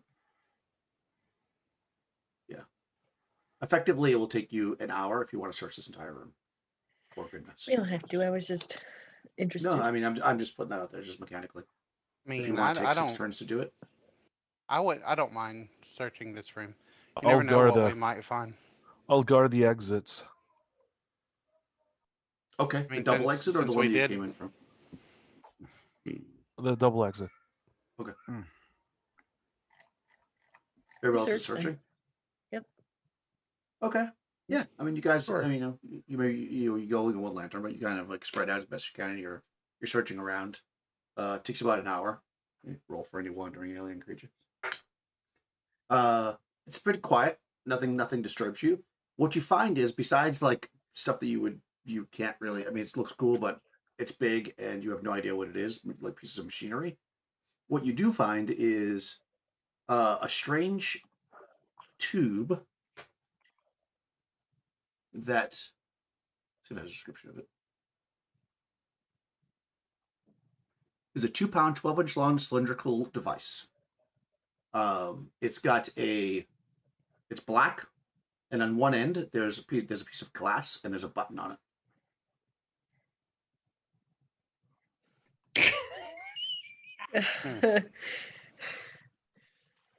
I'll press the button. Okay. Away. When you point it do, that way. okay, you gotta point it away from the group. Or Yeah, towards them. I'll Okay. point it away from the group. Oh, all right. It's a one-time use beam of fully healing, but it doesn't hit it. No, I'm just kidding. No. A 90-foot beam that terminates at a 20-foot diameter of light. It's a flashlight. Oh, I'm sorry. It's an electric Ooh. torch. Electric Yes. torch. Aha. Nice. Oh, nice. I really like Yep, this. Yeah, pretty you cool. hold on to that. All right. I mean, you'll find this out eventually. I just like the description. Hold It on, says, explodes if you. no, it uses a regenerative battery cell with 72-hour life, of which 1 hour is recharged per hour of sunlight exposure. I mean, you'll figure this out once you start using it. Heavily overcast skies, inapplicable. So you gotta do it on a sunny day. The electric torch is made of a strong, durable metal, able to withstand extreme heat and cold, too. It is submersible. I just like the description. It's like they're trying to sell it on a Sharper Image. Sharper Image like, flashlight. Calesta's like testing this back in her lab, and she's like, "Okay, this is kind of cool, but is it submersible?" That's always the risk. So you also find a crate that has 72 krill packets. They're actually these thin, they're basically like power bars. You break one open and it smells like, it's got a fishy smell, but it's like a compressed food bar made of krill. You know the creature that we slew in that strange room. Does it look anything like a sea creature to you? I mean, It doesn't look like Like anything what, I've the ever seen. pincers? Perhaps it was Like a eating these crab? krill. Yeah, perhaps these krills are its food. maybe. There's another crate that holds a small green metal box, 5 by 5 by 10. It's engraved with curvilinear designs. Let's see. The interior is padded and felt and contains 9 ampules and 3 syringes. Ooh. Yeah, What are these? that's a good question. More sorcery, I will give. obviously. Yeah, I'll give both Pernesta and Calesta a 1 in 6 chance of doing this. This is pretty. Yeah. This is a pretty odd thing. You could research it like outside of like the adventure, but if you get the 1 in 6, you might have to. No. No, you suspect that it's some kind of alien technology. Of course, you know that, like for instance, the Snake Men put like some of their what we would consider magic items in pill form. So it could be that some creatures put them in shots, but you don't know what they are, and unless you just want to randomly inject yourself, you'll have to research Nope. between sessions. Yeah. So that's something that you'll spend some time researching. Callista will definitely be able to do it as a magician. I mean, if she lives. Right, if you make it up. Or you'll have to bring it somewhere to an alchemist or something. Or a witch would be even better. But a magician can also do it. Okay. Other than that, it's just basically stuff like machine parts that are big and heavy that you wouldn't really know what you could do with them at this point. But certainly the box with the ampules and syringes looks interesting. The krill packets if you want to carry them. And the electric torch. So the krill is like it's basically like iron rations essentially. Each one is a day's worth of rations actually. I'll take one back for Brighild. She likes shrimp. That's right, she does. Okay. Well, yeah, Vanessa does not, but Brighild does. There's like a box of I'll just power take bars one. there, basically. It's like the Right. Hyperborean version. It's a of Cliff power bar. It's a Cliff bar, yeah. It's a Hyperborean bar. Yeah. So you search around, and that's basically what you find. In this room. Okay. So you do have actually 2 other doors. They're both on the west wall. And I'm assuming you'd want to get some ideas, so you might as well open them both. I mean, you have all the time in the world, so I'm not going to make you roll to open doors. If something's chasing you, then we'll deal with it, but you can just keep trying until you open it otherwise. So you pull them both open, and you see one goes up, it ascends up, and the other one goes down. The one that goes up, it only goes about 25 or so feet, then it banks hard to the left, and you assume keep going up, so you can't really see beyond because there's a corner there. The one that goes down goes further than the light of your lantern. Oh, unless you want to use the flashlight. Yeah. That goes down. Yeah. Yeah, if you shine the electric torch down there, you see that it goes about 70 feet down to a door. Look at that. This is a handy little gadget. What an incredible sorcery that is. I hope it's submersible.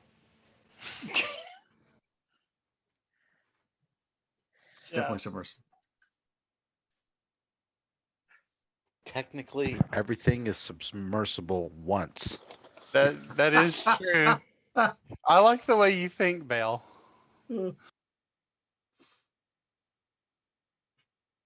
Yes. I'll go down to the other door. You want to go down or up? Just down right to the door? Okay.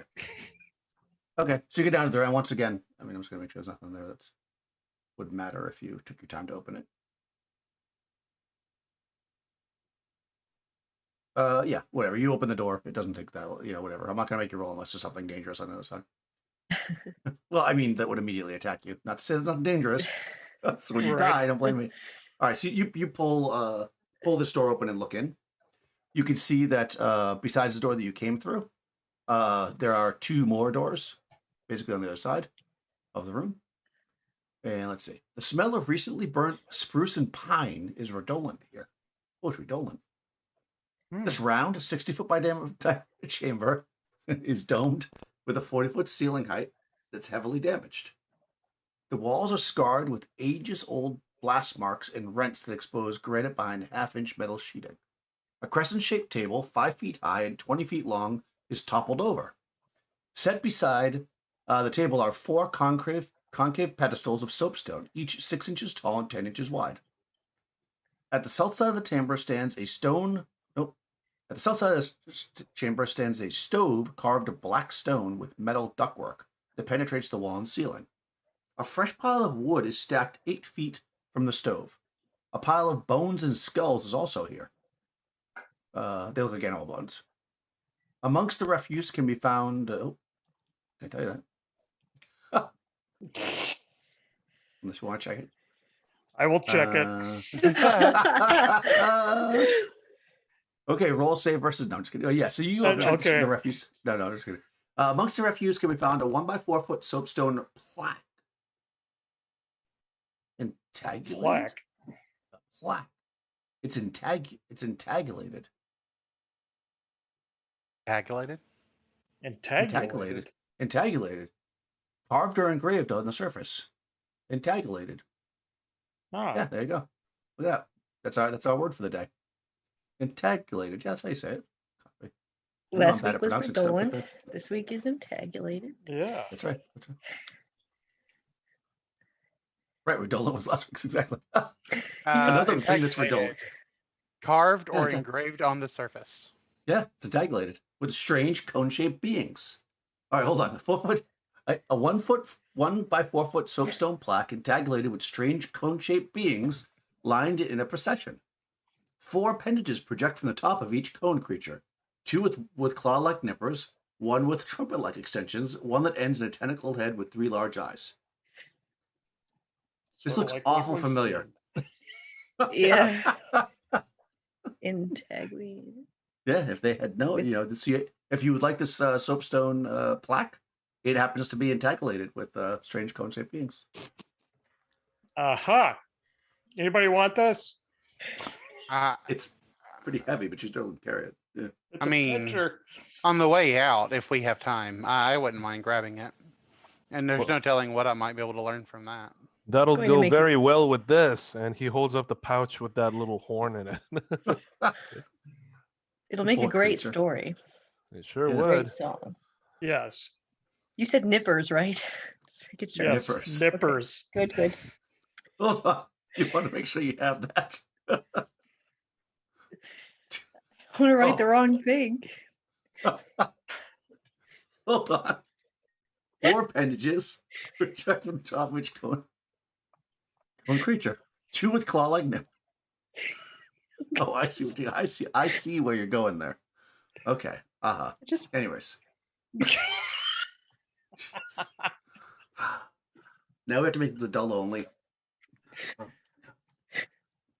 This one isn't for kids. I blame Nikki for that. what? Yes. She's wrecked the last 2. I Like we're did. trying to maintain some level of professionalism here. I asked for clarification. You chose to misinterpret me. That's not my fault. I'm just imagining the alternative. Wow. Wow. Gaslighting much, Nikki? Wow. I have no idea what you guys are talking about. For me, Exactly. nippers are the clippers. Yeah, nothing else. Right? Right. Yes. Yes, Pincers. Yeah, pincers. Pincers, yes. Nippers. There you go. In any case, there's nothing My else in this room. childlike innocence has saved the broadcast. Oh, thankfully Young's here. Okay, so in any case, there's nothing else that seems to value or anything. Oh my god. Oh my goodness. All right, so you got 2 other exits. So yeah, there seems to be some fresh wood in here, and it seemed like there was fairly recently a fire in this stove. And these bones, do we know what the bones are? You probably would not know, being from where you are. Okay. But they're like not human. They're definitely not human. They're some kind of like well, I mean, everybody else, you might know what they are.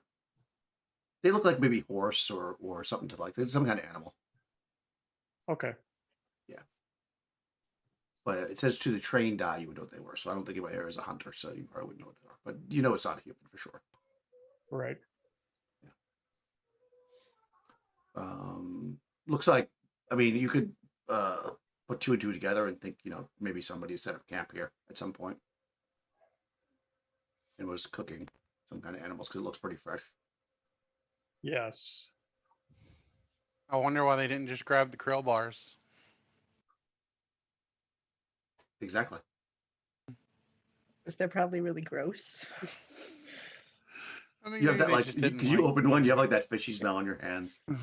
Gross. Gross. Gross. Fish are gross. But it's so good for you.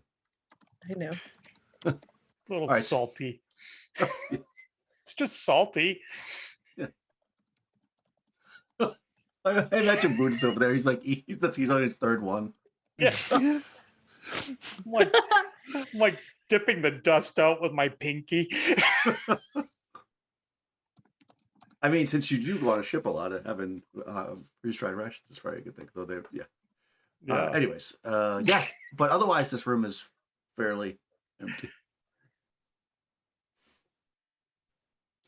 You got 2 other exits if you'd like to pursue them. We would. You know, to Do be you think- honest, I'm just do looking you at the think- time. I don't think we'll finish this. And I think that tonight, and I think that if we go for another half an hour, that there won't be that much to do next time.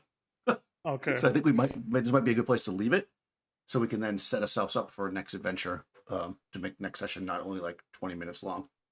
Because I imagine there's about an hour and a half left in this at the most, depending on what you guys do, of course. So yeah, if there's any final things, otherwise we'll leave it here. That sounds good to me. Well, you know, Callista, as she looks over this stone tablet of this strange creature, she says, "Oh, look, right here, this wording. I actually can read this part. It says, like, comment, subscribe to Bandits Keep live Actual actual play. play. Yeah, actual play. Sorry, it's like sometimes the translation it's kind of hard. It also says that you can ring the notification bell to get updates on future videos. So I mean that's kind of cool. Ring my bell. Excellent. We'll see you next time.